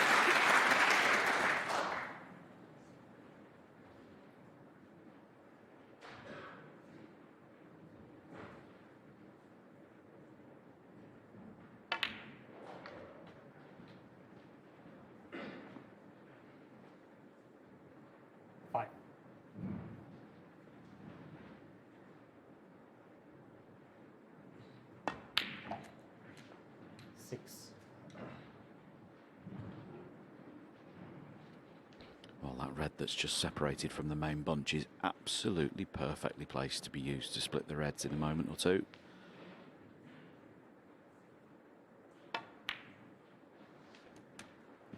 Rob just needs to make sure he gets the right angle on this black so that he can get into the correct position on that red. 13. Just mind your work here. 14. Doesn't want to be straight on this black. Oh, that's perfect. So you can just drop this in. Stay low on the red. You'll have to drop this in very slowly to stay low on the red. He's not quite perfect. Yeah, just wondering whether, because of that, he may just be tempted just to play a little cannon on the outside red now, because he's lost the cue ball a little bit. He's just have a look to see that cannon there. Ordinarily, 100% he'd like to play the shot Sean's mentioning, but don't know whether he can hold the cue ball. So it's a little cannon instead. Yep. I'd love to have been in a position to play the other shot, but that's all he had there. 21. And it's always the small details, isn't it? Because you're still at the table, it's fine, there's no problem. But, you know, if he'd been better on the black, higher up the table, he could have played for the next red, smashed the reds open, and we could be looking at a potential big break. As it is, he may well still win the frame at one visit, but he's just made that slightly bit more complicated because his cue ball control was slightly off. Now, the way he was looking at this, he was thinking about playing that plant on the outside. There's quite a bit of distance between the two reds, so in a perfect world, you need to be right behind this. So there's the screw back. You'll be trying to keep virtually straight on this. A little bit of angle, not too much, just so you can see the angle better. And there is quite a gap, so this is not an absolute certainty.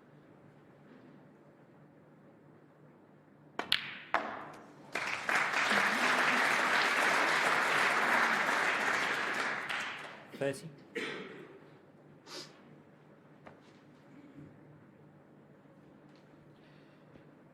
Not easy to see where the next red's coming from here. I don't think the two reds on the left-hand side now have been manoeuvred into a plantable position. We'll see what happens here. Well, he's dropped the cue ball through for something. Maybe they are.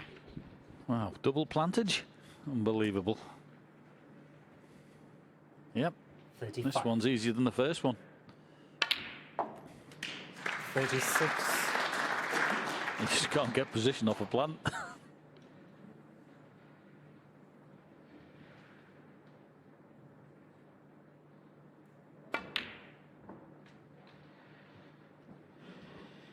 Bears repeating, the tables are absolutely beautiful this week. The responsiveness of the cloth, they're 40. accepting the spin on the cue ball. That spin's staying on for a bit longer. It's throwing Rob a little bit here, despite his great play tonight. Still hasn't adjusted to it.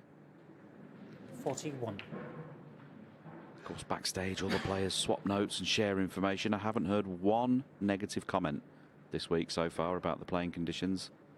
I couldn't tell you the last time that happened. Tables are in beautiful condition. Yep, and 48. they're very quick and very reactive, which is why he's just lost the cue ball there. For most of the trip of that white, it looked perfect, but he just kept rolling on. Played on that bottom red, but it's come too far.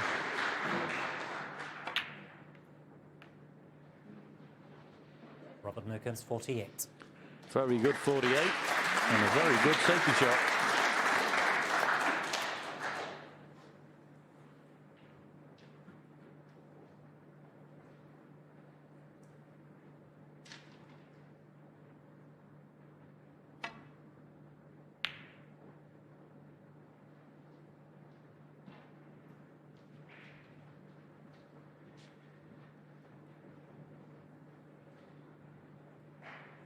Yeah, he didn't have much else he could play there. Played it about as well as he could.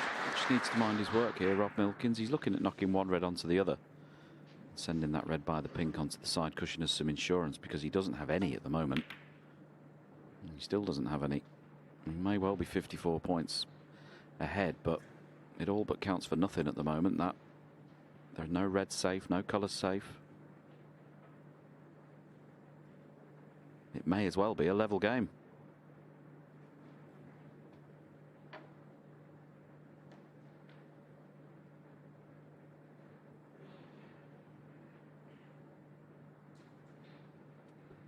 Yeah, he's got a safety shot here. Can play off the red, side cushion, top cushion with a little bit of check and take the cue ball back into balk area. As long as he avoids the blue with that red.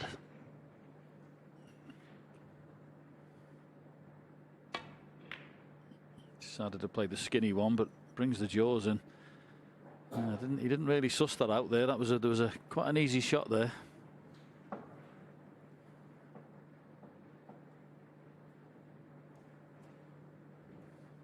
Left attempt it.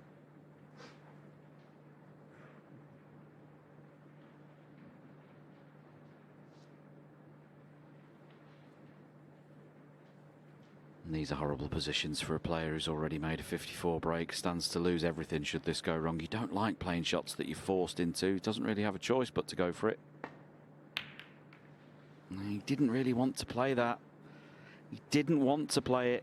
Felt like he was forced into it. Didn't feel like he could play a different shot. And now that 54-point lead may well count for nothing. Yeah, we could see it, couldn't we, from the commentary box? We could see the cogs going over there. It's almost like you've grafted hard to get that 54-point lead, and you've had a gun put to your head. It's not an easy situation, but you just have to regroup when you're playing that and make sure you knock it in. Looks like there might be possibility of another plant. Already had two in this frame. Played on the bottom red, but 7. no need to take it. Yeah, those two above will definitely 8. be plantable, if that's a word.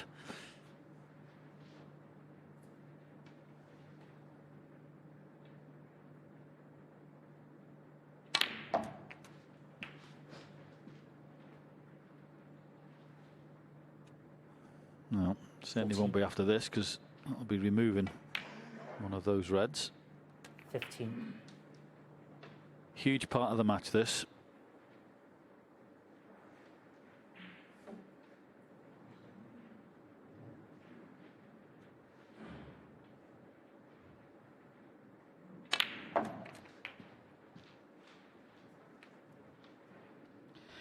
Yeah, and it's 21. amazing the mentality of a snooker player, because if Rob Milkins goes on to lose this frame, as he ought to from here, let's be honest, couple that together with the frame he lost where he knocked the brown twice across the table over the yellow pocket, he'll be sat there fuming, because 28. he may well find himself 5-3 behind in a moment, and really he ought to be 5-3 ahead. 29. And that's what's whizzing around in his mind now, those missed opportunities, just those small, finer details.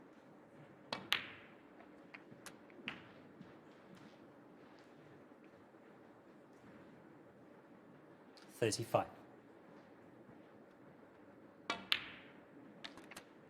36.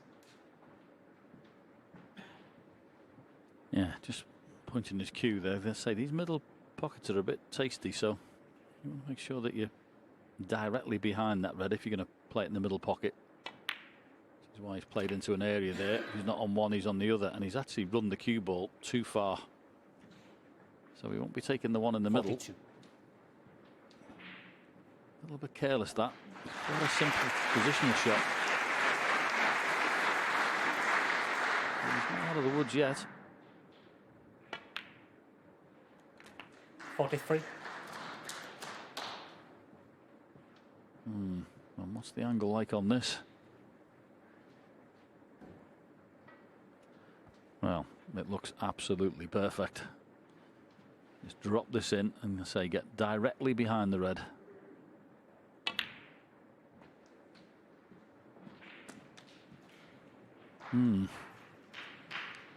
What a strange shot. 49. Why didn't he just drop it in? No cushion. And then this red would have been unmissable. He should still get it, but yeah, he has got it. 50. Why did he play the previous pink the way he played it? Yeah. Make it difficult. I don't know. It just looked like dropping it in, didn't it? Dead weight. Leave yourself behind it. Could have dropped that in, been on the blue. Would have been plain sailing, but I certainly wouldn't have been playing it to come off the cushion.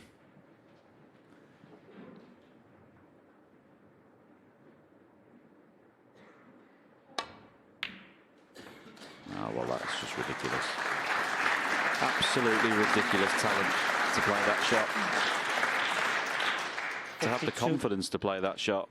There's lots of players who would have played safe there, I'm sure. Rob will have been egging him on to play that yellow in his mind, wanting him to go for it. Want him to go for it now. Goodness me, what a shot that was. 54.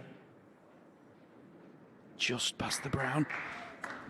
Yeah, he's skating on a bit of thin ice here.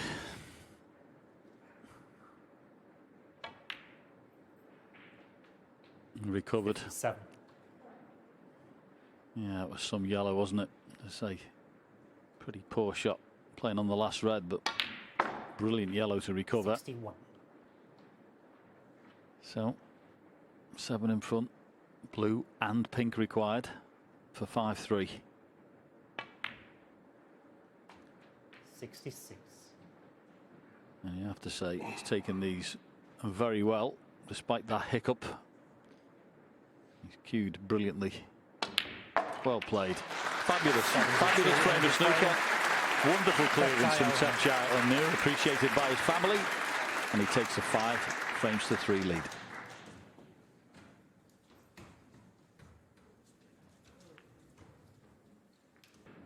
The 9th frame. Tapchai Un-Nooh to break. Been a very high quality match, this. Really entertaining. Good to watch.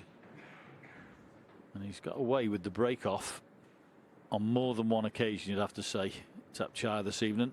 Far too thick with that break, but he's covered the red. It's gone down towards the balk area. And well, Rob Milkins got nowhere else to go but win the last 3 frames if he's going to stay in this year's United Kingdom Championship. He played well here this evening, very well, but 1 or 2 mistakes. That's all it's taken. Because his opponents played very well as well.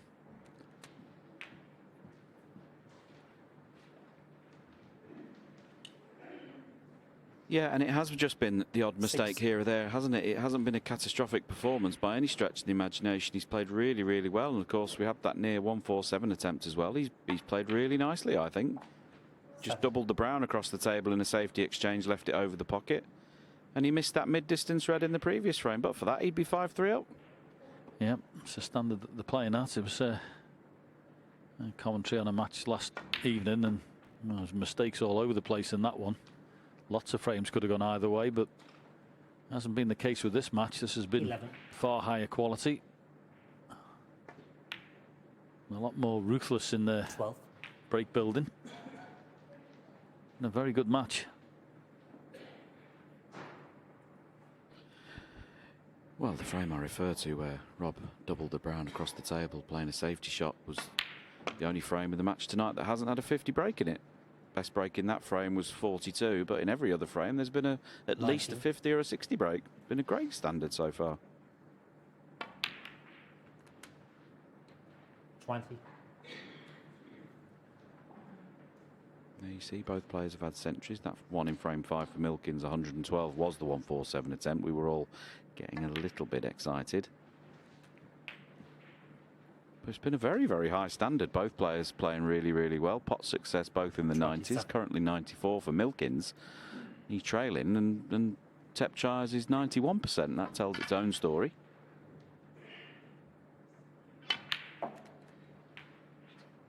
$28.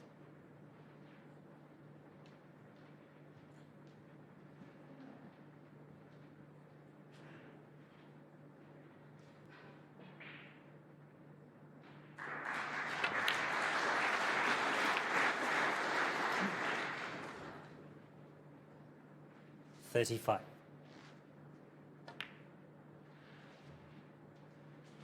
$36.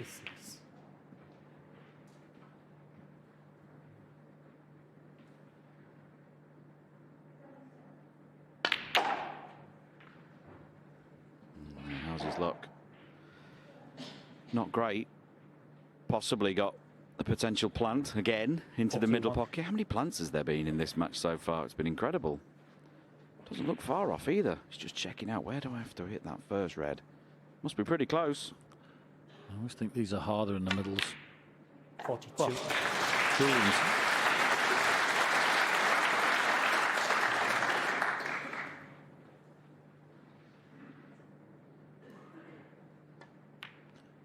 yeah, I think he's made his mind up. He's going for a hit.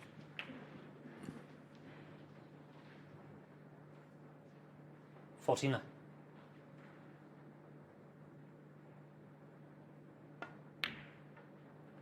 50.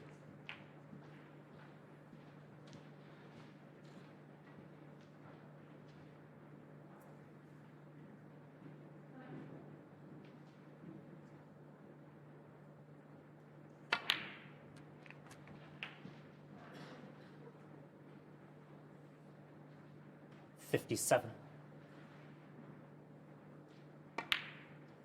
58. He's just gone a fraction too far there. One revolution of the cue ball. Might have to play a cannon here into those reds. Doesn't want to play it. Yeah, it was hard to see that going wrong, and it hasn't. So 65. 65 ahead, 75 remaining. This red and the blue to follow. 66. And he'll have another frame on the board. And what a response this has been from being pushed firmly up against the wall. Do it now, was the message from Tepchaya. And it looks like he has.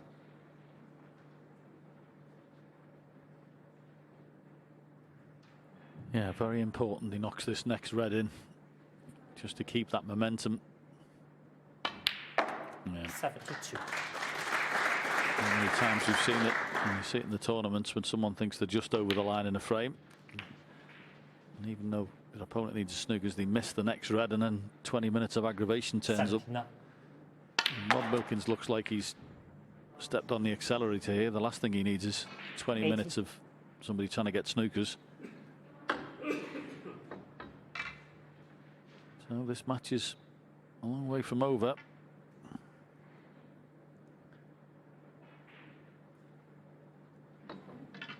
Yeah, after you.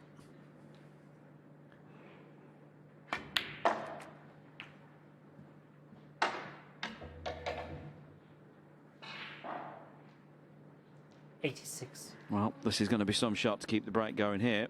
Does this red go past the yellow and move the other red at the same time? It's close. It's close. Great shot. They're all coming out now.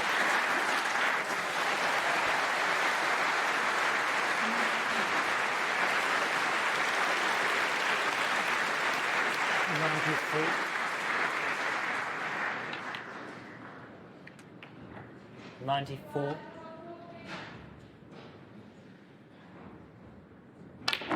Well played, Robert Milkins. Fabulous century break, all from the break off here. One shot at a long red, and this has been the result. And if he hadn't gone enough on the black in the previous frame, this would be back-to-backs. 102. Well, it's pretty much a certainty that it's the best match I've seen here in the UK Championship this year. These two players both playing great stuff. It's been very entertaining and extremely high quality. Look at that with a bit of check side. 107. Not much going on here. Cue ball's going to have a headache. 109.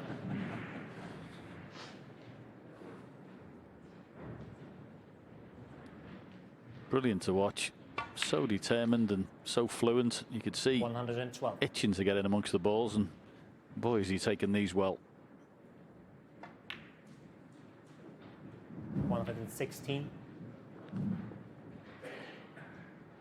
Already had centuries. 127 and 112. 121. Should have been one. Potted one on 99, the black, and went in off. And he's got this. Look, can't wait to get there. Absolutely useless. Can't believe it. What a fantastic performance from Rob Milkins. After all that, he does a miscue. What a brilliant frame of snooker. It's Ted Shire who leads by 5 frames to. May I ask you to take your seats, please? Thank you. The 10th frame. Robert Milkins to break.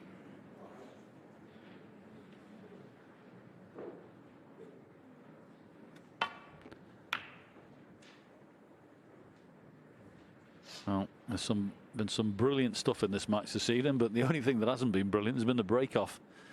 Both players have been struggling relatively with that one. It's always either been a bit of fortune where it's been covered or they've stuck a red out. And these are far from easy. I know they're not gimmies, but players don't like to leave these for the opponents. And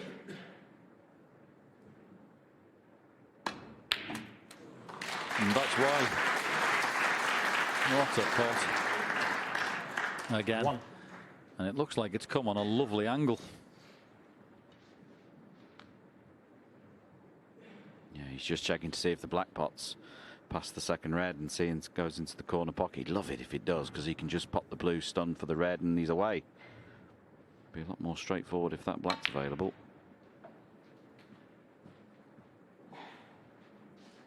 Yeah, flies in. 6. So, just needs to mind his work here. He's assuming the black's on its spot, of course, because he's going to pop the red, then the black. He's made an assumption that the black's on its spot and will be replaced where it is now. I'm always a bit scared of playing those shots, because you think, well, the black's obviously on its spot. Sometimes it isn't. You play for the next red and the black blocks your access to it. Anyway, he's played on a position where he could be on both reds. Now, how's his judgment?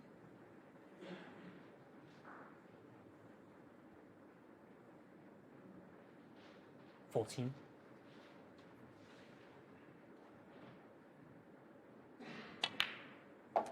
$15.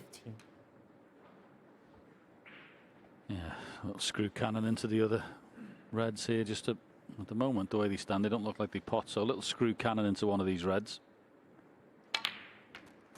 Yep, now that opens up the other red into play. 22.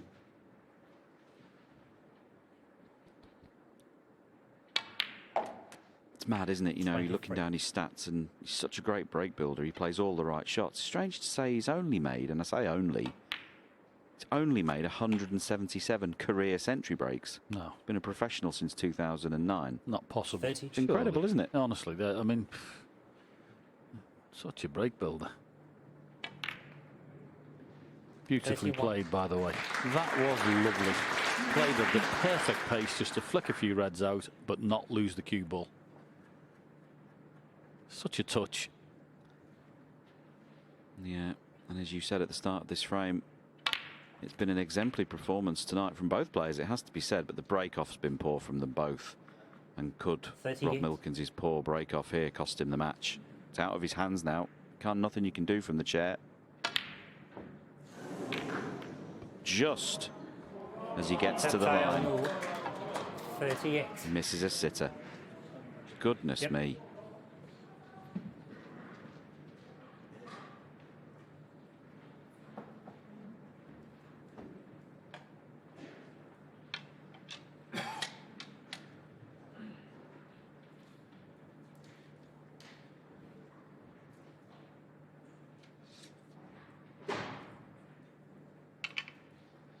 Yeah, and after doing all the hard work and developing the balls and put them in possible's position, you miss a red like that. And well, Rob won't be too happy with when he's finished there, a little bit low. Should still pot it, of course, One. but he'd love another half a revolution on the cue ball. Yeah, Tipshire's done all the work there and left these for Rob.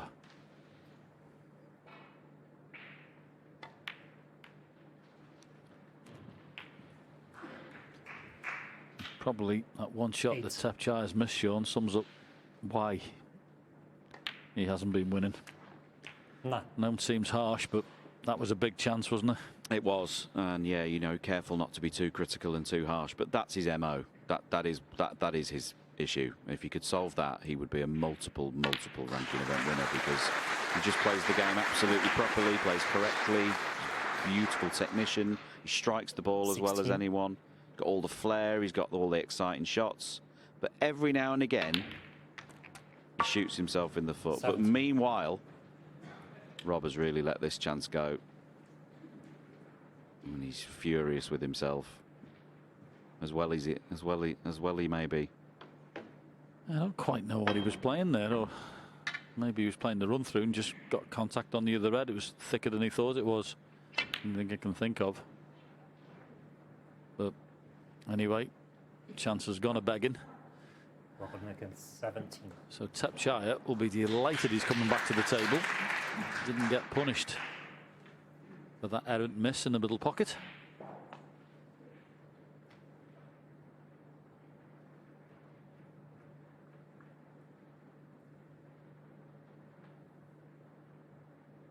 Yeah, there's no real problem here. He's got a massive target there between the red and the side cushion to miss. Shouldn't get anywhere near that. Now, this goes up behind the yellow.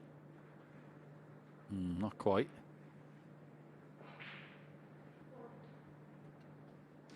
I'm just thinking, I'm sure he'll play the red down the side of the right-hand side of the table, twice across the table. It won't go, it'll go quite close to this left-hand corner pocket. It's close. That's what he was trying. And of course the old one for Tipshire here, it's not necessarily where the cue ball finishes. Needs to be careful not to push one of these reds towards corner pocket.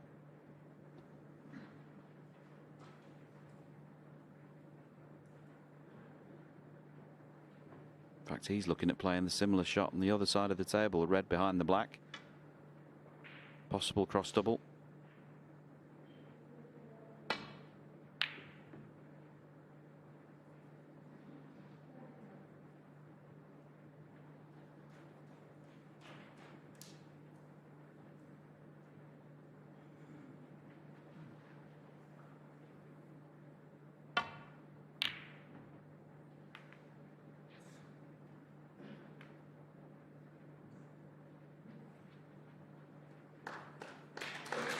Yeah, good shot.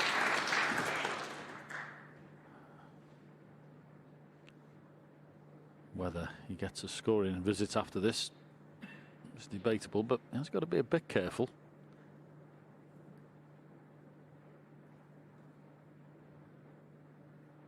I suppose if he hits the loose red there that's in the 4, the top, he would leave one in the middle pocket.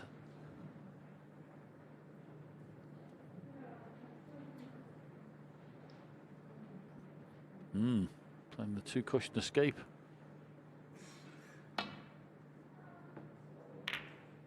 And playing it to perfection. Absolutely unbelievably good shot. Can't hit it better than that.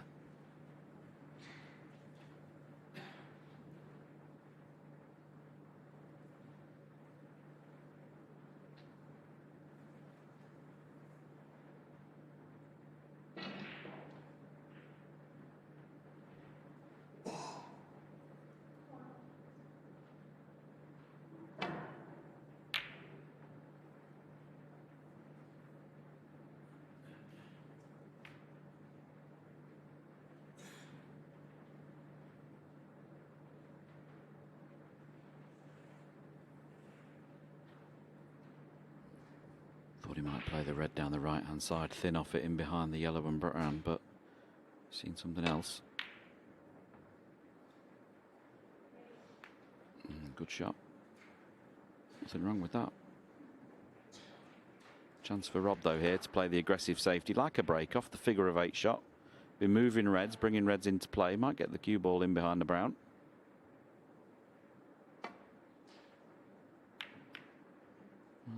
Bit more circumspect. That's absolutely fine. No problem with that either. Excellent length on the cue ball.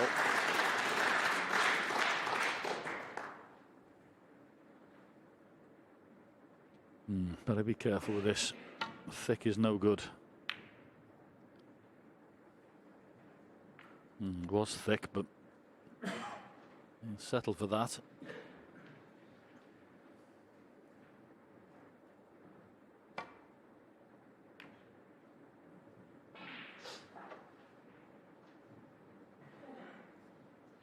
We've not had a single scrappy frame in this match this evening. It's all been very heavy duty scoring, so this is the first real tactical battle we've had.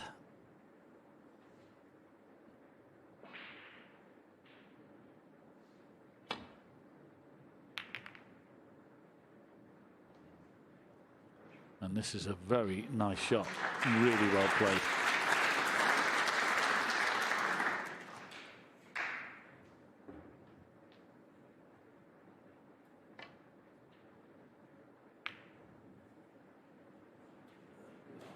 With a great reply. Lovely touch.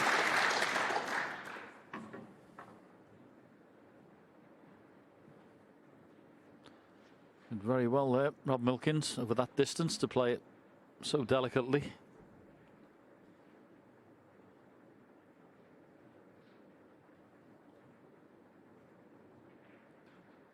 Yeah, it's not straightforward this, and he plays a little swerve in. Say that there will be a red that will go in the middle pocket if you just try and play it dead weight onto this one on the left hand side, and he knows that. Going to play the jaws.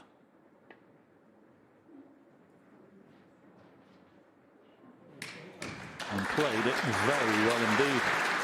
Like that as a shot. Excellent.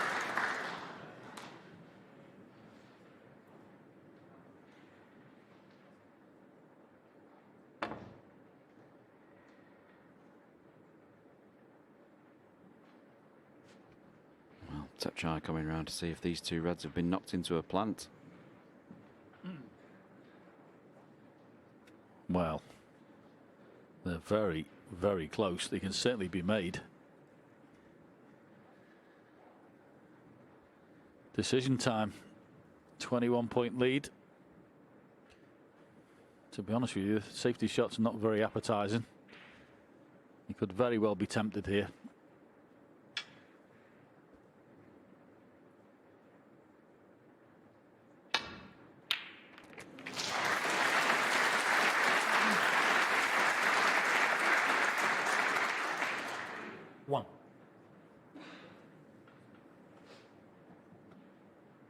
Excellent shot. But where's his next red coming from? Yeah, it'd be interesting to see if either of these two reds he's looking at actually pot. He's taking that much time that you'd have to be exact, it looks like, to be on the bottom one of the two. Yeah. When you need one frame, why is it always awkward?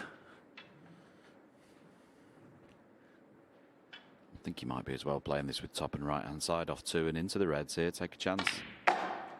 No, he's tried to be exact. He's coming down. He needs this angle on this red. The one that's closest to the left hand corner pocket is the one he's played for. And you know what? I think he's absolutely perfect. I tell you, that might be as good as any positional shot played this evening in this match if he's on this.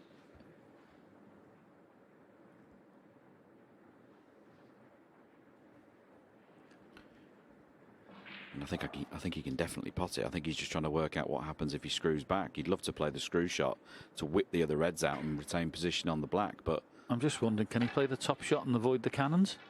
If he could have played the top shot and avoid the cannons, come out for black, that red would be available, the one that's above it, but I don't know whether he can avoid the cannon. Maybe your shot. No, there you go. We could miss the cannon, so that red is now available. But I have to say, that shot from blue to that red is as good as you're going to get.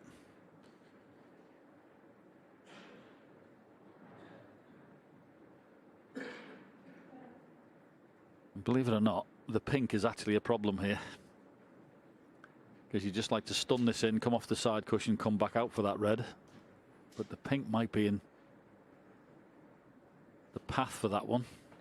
yeah, and when potting the black, he can't get underneath the black spot, can he? You know, to be low on the next red, so he can pot the next red and avoid cannon in other reds. That's why he's gone twice across to get underneath the spot. Great shot. Great shot.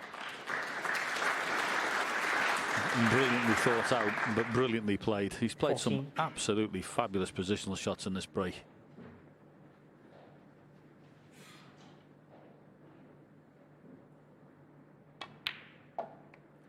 He's going to need another one here. Just gone slightly too far up the table. He might even have to pop the blue and cannon into those two that are closest together and hope to knock one towards the corner pocket, because I don't think he can hold the cue ball. He's looking at the cannon. He might even venture one, just sort of glance off the black. Don't miss the blue.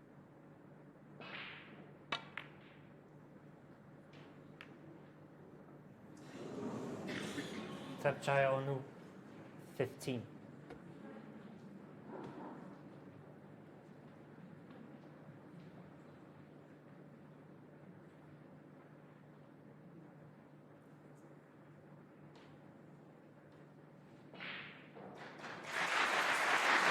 I'd be very surprised here if Rob doesn't attempt to pop the red that's away from the cushion, the top red of those two that are together. I think he can stun it and avoid the red below. Got the blue waiting for him over the pocket should he get it. It's very tough.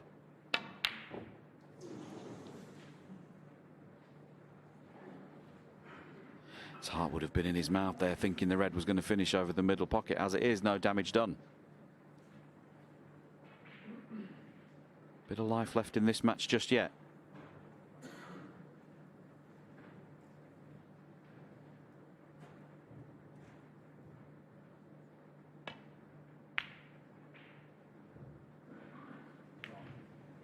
That's a lovely shot. Of all the pots and the exhibition shots he plays, that was beautiful. Yeah, returned the compliments. Rob played a brilliant shot earlier in the frame. Similar position.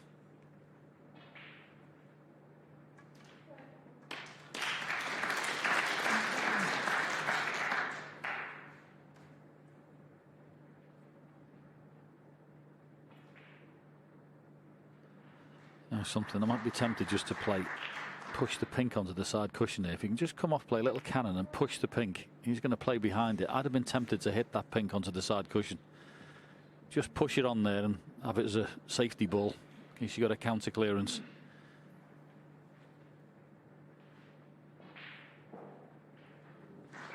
Yeah, it's a really interesting comment, that, because I think there's an element of the way the game's modernised now. A lot of players, including Tepchire, they play their snooker in quite a sanitised environment, these academies. Meanwhile, we see a great shot from Rob Milkins. They're learning the game in academies where they're all playing other pros, whereas we grew up playing in clubs, playing gritty matches, learning shots like that.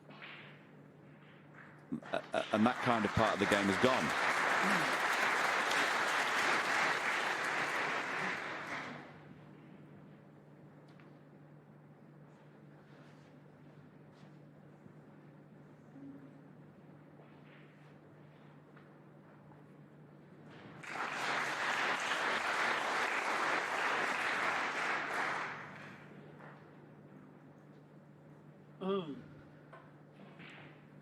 Well, we're eulogising about some of the shots Tepchire's played, but that's got to go in the top 5 worst ones he's played tonight. If Rob can pot this red. Oh, that was a chance. That was a chance. He's got the cover behind the pink. He's been fortunate there himself, but that was a chance to mount a comeback in this frame. 36 points the difference. Tepchire's only a few shots away from the next round here. It's got more than 1 foot in the last 16. Just trying to nurse that lead over the line.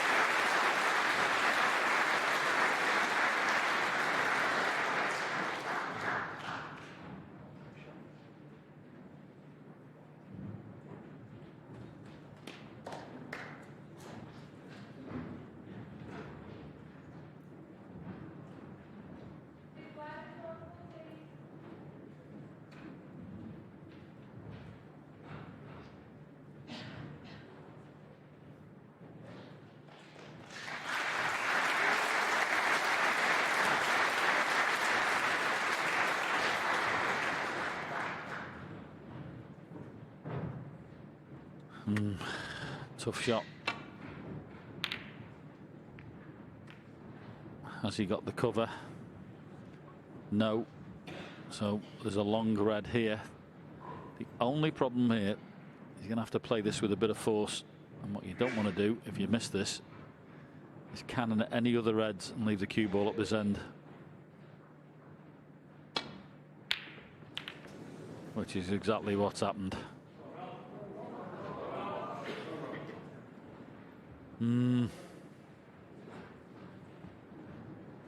Now he's got to sit and suffer.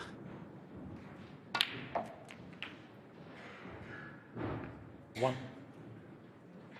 Excellent shot. And Rob Milkins there straight away taking the chance to move the pink, knowing the blue was always there. Yep, I'm going to sound like an old record here, Sean, but about 10-15 shots ago, if Tepchire had pushed that pink on the side cushion, he'd have had an insurance policy. Is it going to come back to bite him? 7.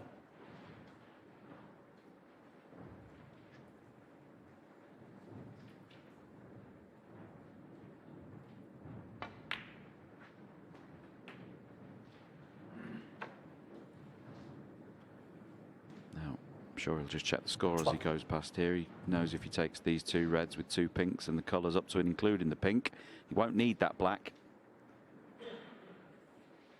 Not even an issue for him. 13. Keep control of that cue ball, keep composed, make good decisions. In a few moments, this should be 5 frames each.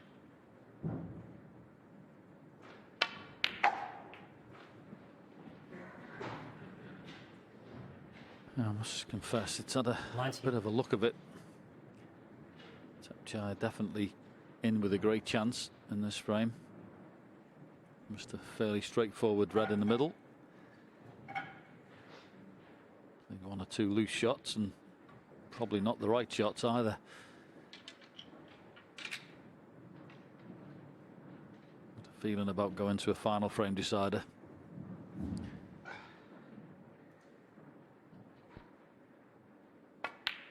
He just needs to mind his work here off 20. this pink. This is the only shot that can go wrong for me in this counter clearance.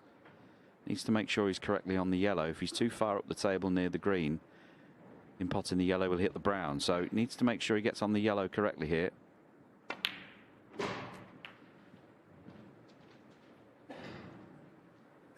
How's his angle on the yellow? He's gone a bit too close to the 26. green. I think he can screw back without hitting the brown, but he'll have to hit this well.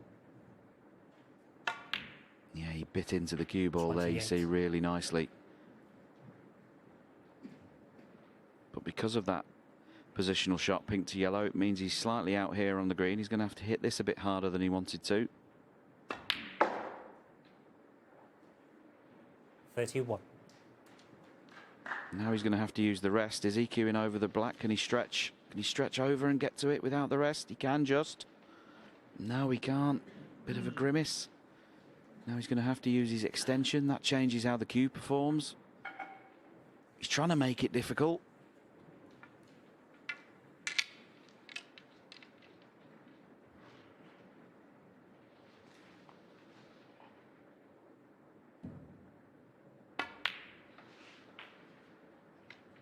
$35.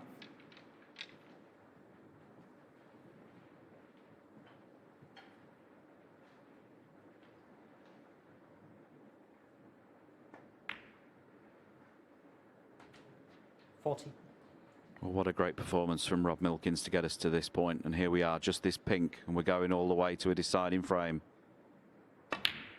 We are at 5 frames apiece. What a fantastic performance from Rob Milkins, showing great heart, great courage. They both had chances in that frame. He could have been into the last 16 already, but he's not. Rob Milkins levels the scores, 5 frames apiece. Shake hands before this, Thank the you for final your signing frame. of a best of 11 match. It's been a fantastic match to this Tapchai point. to break. Who's going to hold their nerve and make it through to the last 16? This is the final round match of round 1. Will be the last player into the last 16. Yeah, very fitting. It's gone to a final frame decider. I think both players have been superb this evening. Wonderful entertainment. Brilliant break building. Great drama. Both players at the top of the game. Thoroughly deserving to go into a final frame decider. And as ever, and I always say it, all you want when you get into a final frame is to have your own chance. Nothing worse if you break off and someone makes 100 and you don't see a ball. But if you get your chance in the last and you don't take it, well, you can only blame yourself.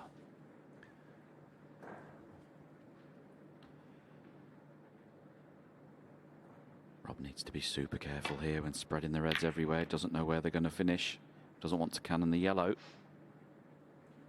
Played it well, and if he's got cover on the red in the middle of the table behind the brown, it's a good shot.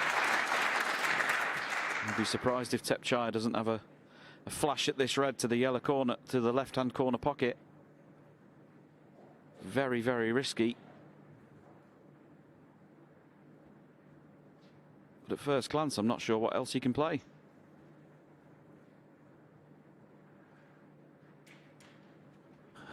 Well, if he takes that red on you're on about, I don't think there's a natural path back to the balk area. He may be cannon into that red that's below the black, but you'll see. He cannoned into plenty of things as it turned out. Now, 1. unbelievable pot. Might just be for 1 point.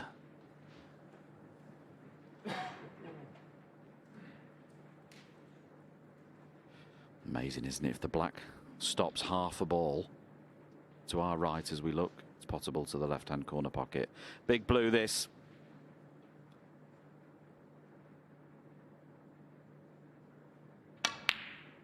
Fabulous. Fabulous shot. Wonderful. It wasn't for 1 point. 6. It was absolutely brilliant pot. Got perfect position yet. 7.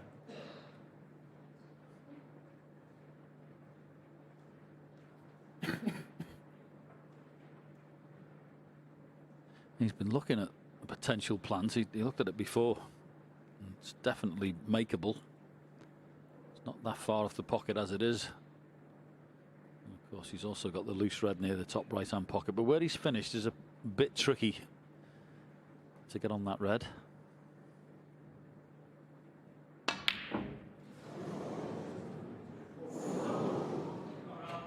Tap shy Un-Nooh. 7. Yeah. Be very disappointed to miss that yellow. Rob just coming round to have a look at the plant now. I don't think he'd seen it until then. He's got the rest out to play the other red. He might change his mind, you know. That plant's close to being unmissable. Yeah, the other thing about it, Sean, is with Tepchai missing that yellow, it's over the pocket, so you could play this as hard as you like, as long as you make the plant and screw into the reds, and you'd be very unlucky not to be on the yellow, so you wouldn't have to worry about a colour. But not fancying it.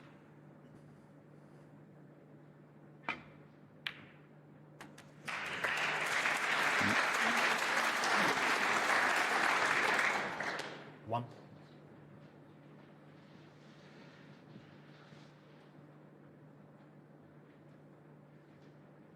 I'm sure he's going to have another look at that.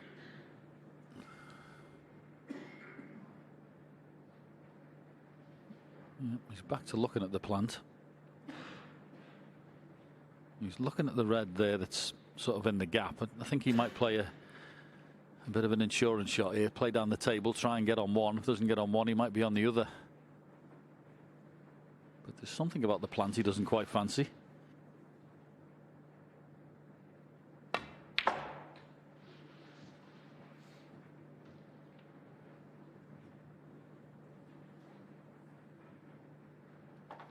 Well, we're going to find out now. These reds aren't set perfectly to the middle of the pocket.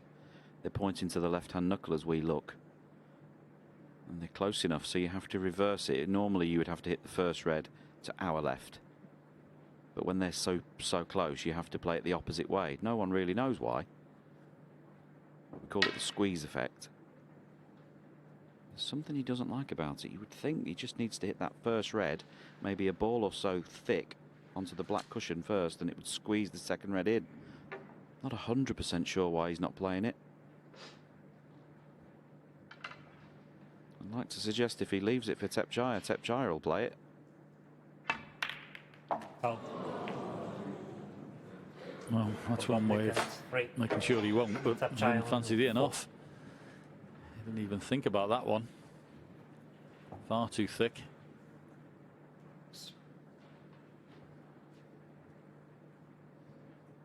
One good long pot and a bit of position on a colour, and this could be a very good chance. Okay, pink and black at the minute aren't great, but you can move those. Played that with a lot of check side, which made the pot more difficult. Got a very good second prize.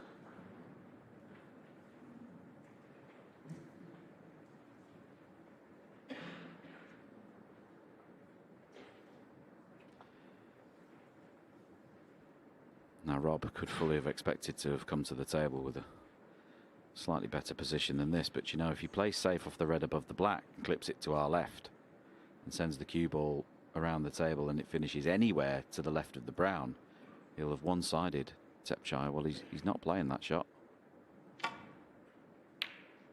Has he found the red? What a dig that is. Oh, the cannon on the yellow is no good. One. That was some pot, wasn't it?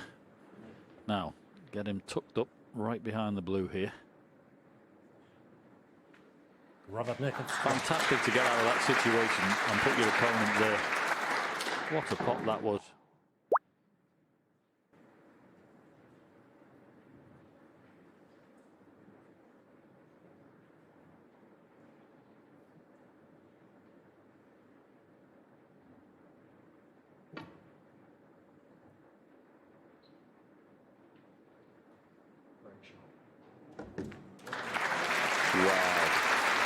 Well, what a shot that was. Yep, great passage of play that. Brilliant pot and snooker, and that was a fabulous escape. As I say, it's been the best match of the tournament for me so far, this one. I'll tell you what, everything in Rob's body will want to pot that red that's left of the black into the right hand middle pocket. If he pots it, it's a chance to win the match. It's also a chance to lose it if it goes wrong.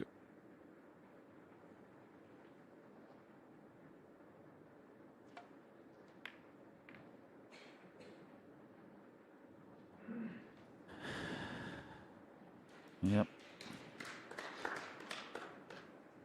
Played the correct shot, I think. Only thing is, it's quite a big target in that corner. If Tepchai can play off this red and round the angles down behind yellow and blue, he might just get the cover. How's the cue ball? Not quite, but still pretty good.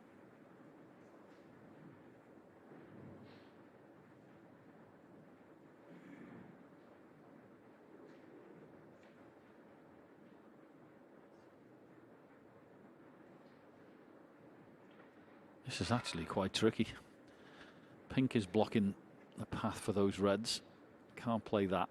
He's hampered slightly with his cueing for the one he wants to take on.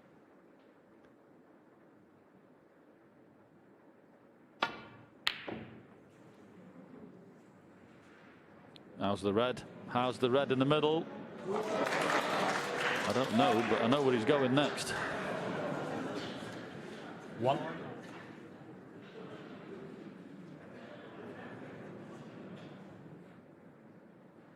Robert Milkins 1. Yeah, it's a very cruel game, isn't it? He played an absolutely brilliant escape a minute ago, Tepchai. This will be even better to get out of this and not leave something. Playing the red, it's by the middle pocket, might take a few goes. Foul in the miss. Robert Milkins 4. Yeah.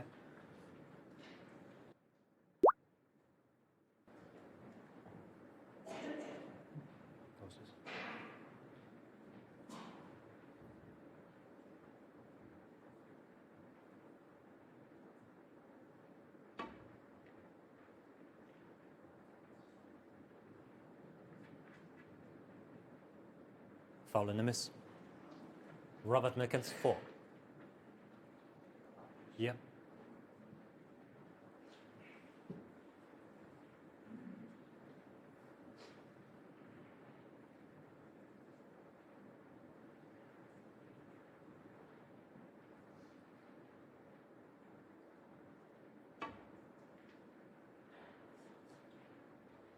This is a bit closer. Could be spot on. Well played. Very good.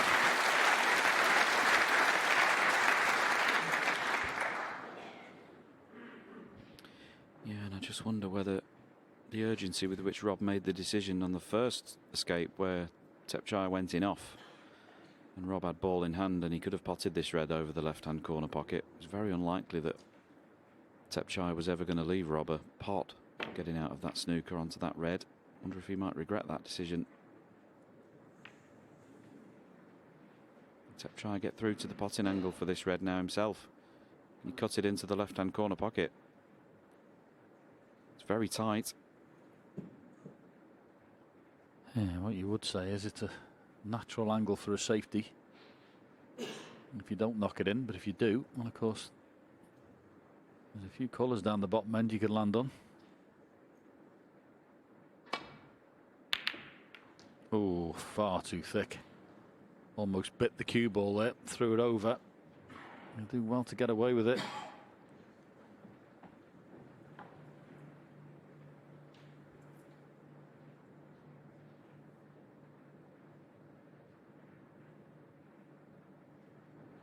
I think this red is a bit too difficult to take on. I can't see Rob risking everything on this. Just play a gentle, slow cannon towards the blue. That's it, exactly like that.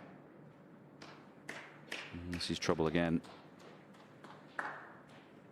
Definitely advantage Milkins at the moment, quite significantly as well. despite only being 2 points ahead, he's definitely in control here.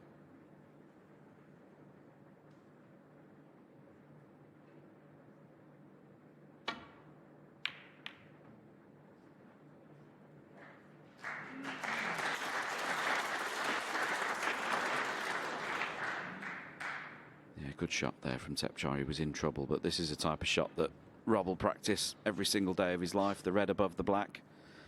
Quarter ball contact into the left-hand corner pocket. He'll expect to get this. And he's gone for it full-bloodedly. Don't think the brown's coming to his rescue, is it? No, Tepchai can get to the middle of the cue ball now. Does he screw back for the blue or does he play for the black? How brave do you feel?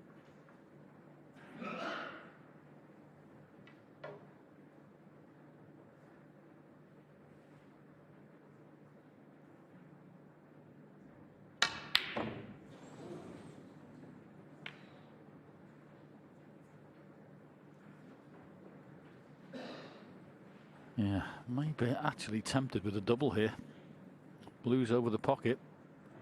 Play obviously an element of safety. Could be tempted. He's poking the cue there, maybe not, but wouldn't be the worst choice. Oh, good try.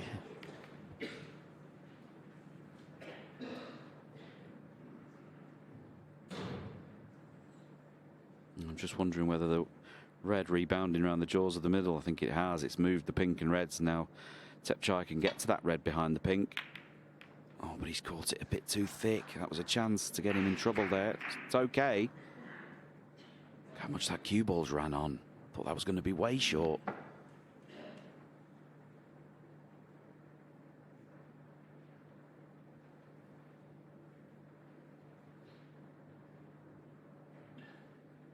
This is awkward.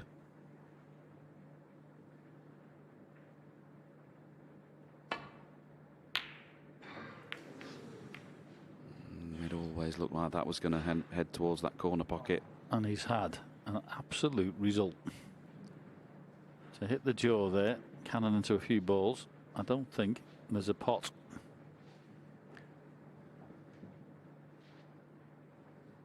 What about up into the yellow pocket with the big pocket? Absolutely. Didn't think he could see the red past the pink. But that is a big, big hole up there now. Got to go in. One. Yeah. Didn't think he could see the red, Sean. Good call.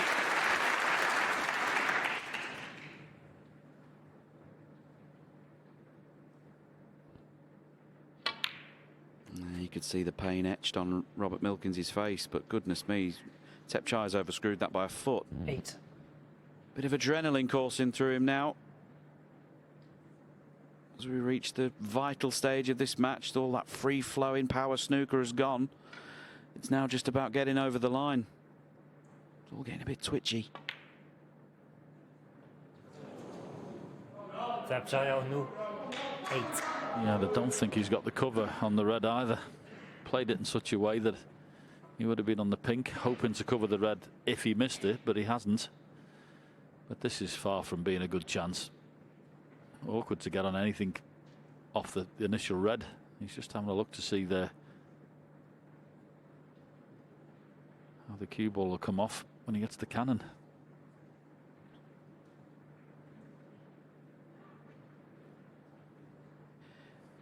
Sometimes think in these situations, just hit this as hard as you can. Take your chance. Don't try and be too clever with it. Whack it. That's it. See where it goes. Make something happen. Take that. Yeah, and if he wants to move a few more, he's come on a perfect angle on the yellow to do so.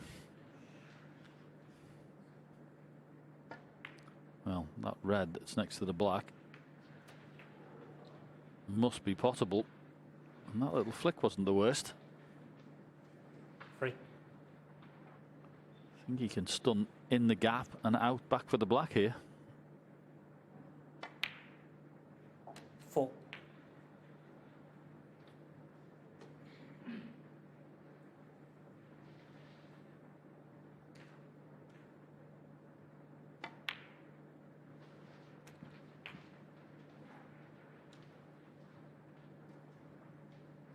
I'm just wondering 11. whether the recent success that Rob Milkins has enjoyed, we mentioned earlier on, probably going through the best phase of his professional career right now.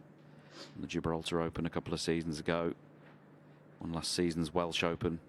That got him into all the Players' Championships and the Players' Tour Championships and the Champion of Champions last week. He's enjoying a real rich vein of form. Just wonder if those things and the amount of confidence he's taken from that will just stand him in good stead here. 12. Probably a little bit more used to dealing with this type of pressure than his opponent.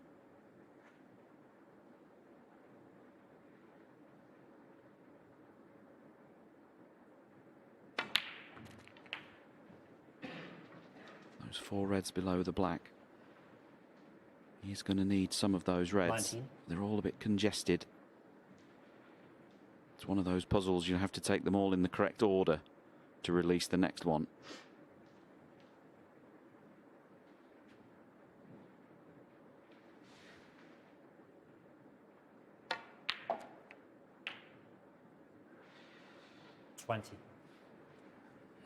May have come a little bit too far up the table. Wanted to get top side of the black, but not that far. I'd be tempted to play the pink. Yep, he's looking at it. I think if he pots the pink in the middle and plays a little screw cannon into the second red, that one on the right hand side, little screw cannon into that. Perfect. Okay, he's nudged the red towards the corner, but he's on the one he wanted. 26. If he screws out from this and gets an angle, he can play a cannon into those 2 reds. 27.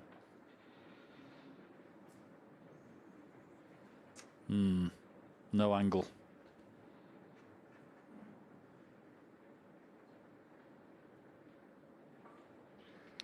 Yeah, he actually played that with right hand side, which in that case was check side.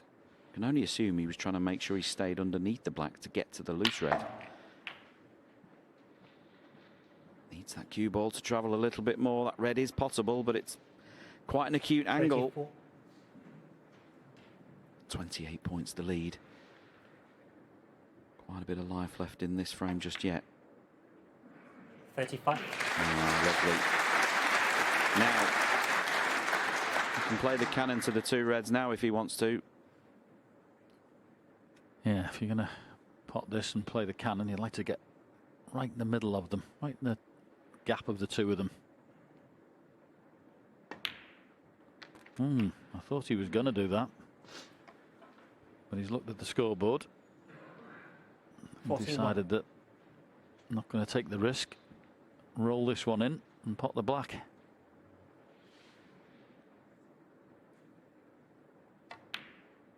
$42. So he's thinking very clearly out there.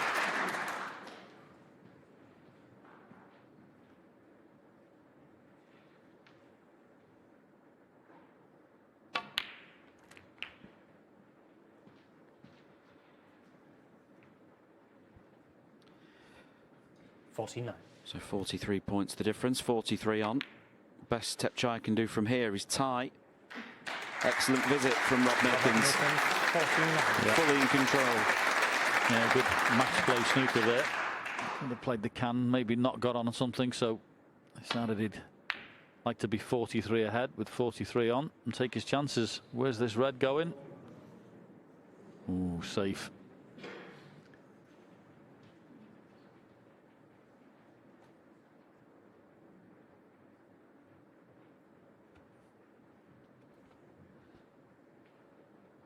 Couldn't have a respot, John, could we?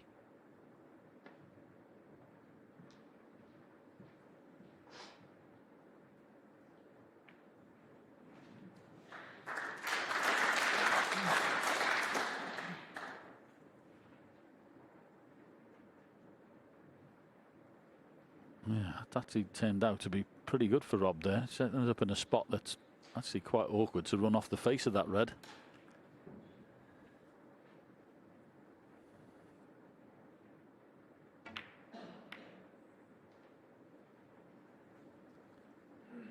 So Tepchai couldn't run away into the balk area where that finished.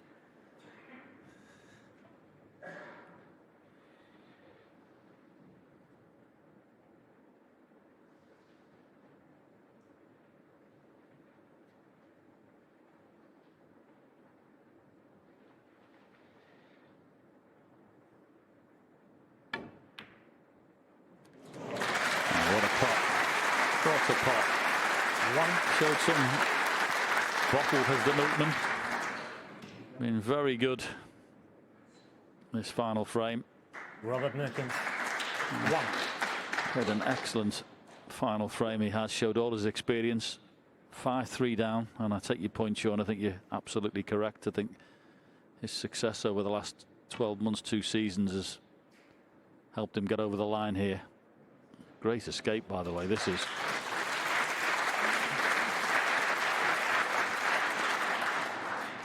Probably going to be snookered again any second, but this has been a marvellous performance from both players, it has to be said. Shire has more than played his part in this and had his chances.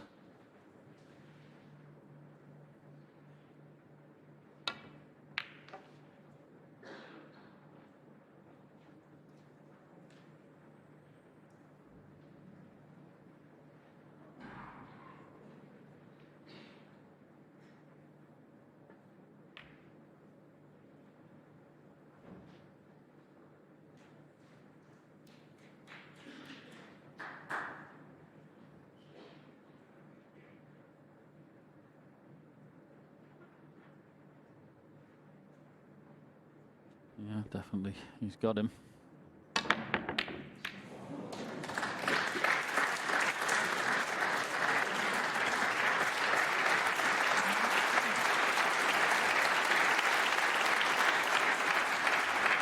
Well, that was an incredible shot. Screwing the cue ball into the cushion and arcing it back round with check side. Yes. That was incredible.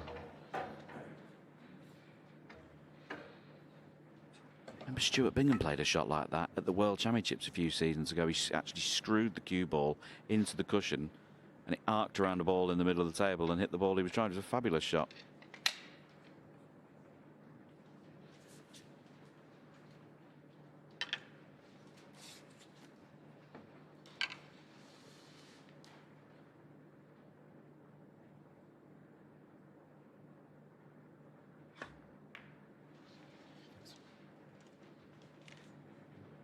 Well, if he hasn't got the cover behind the yellow here, this is an excellent chance for Tepchai to stun the cue ball in behind the green.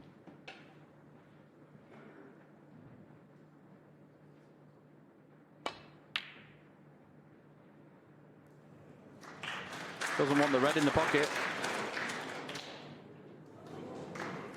Goodness.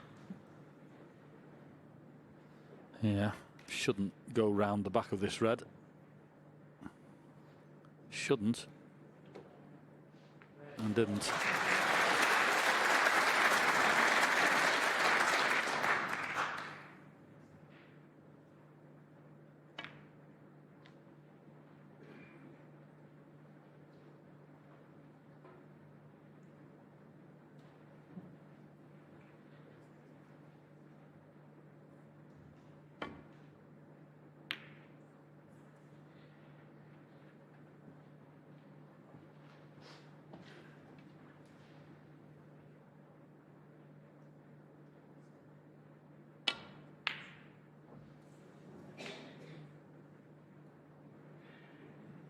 Well, that should be it, you would think.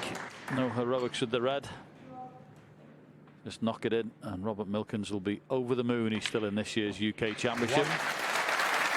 Any game at this level, when you're 5-3 down and the first to 6, you recover and you win. You're more than happy with what you've done. Shake hands. Both players should take a bow. Absolutely fabulous match, and there's a standing ovation for them, and why not? They know what they've seen here this evening. Best match of the tournament for me so far, and it's Robert Milkins who wins by 6 frames to 5. Well played, boys.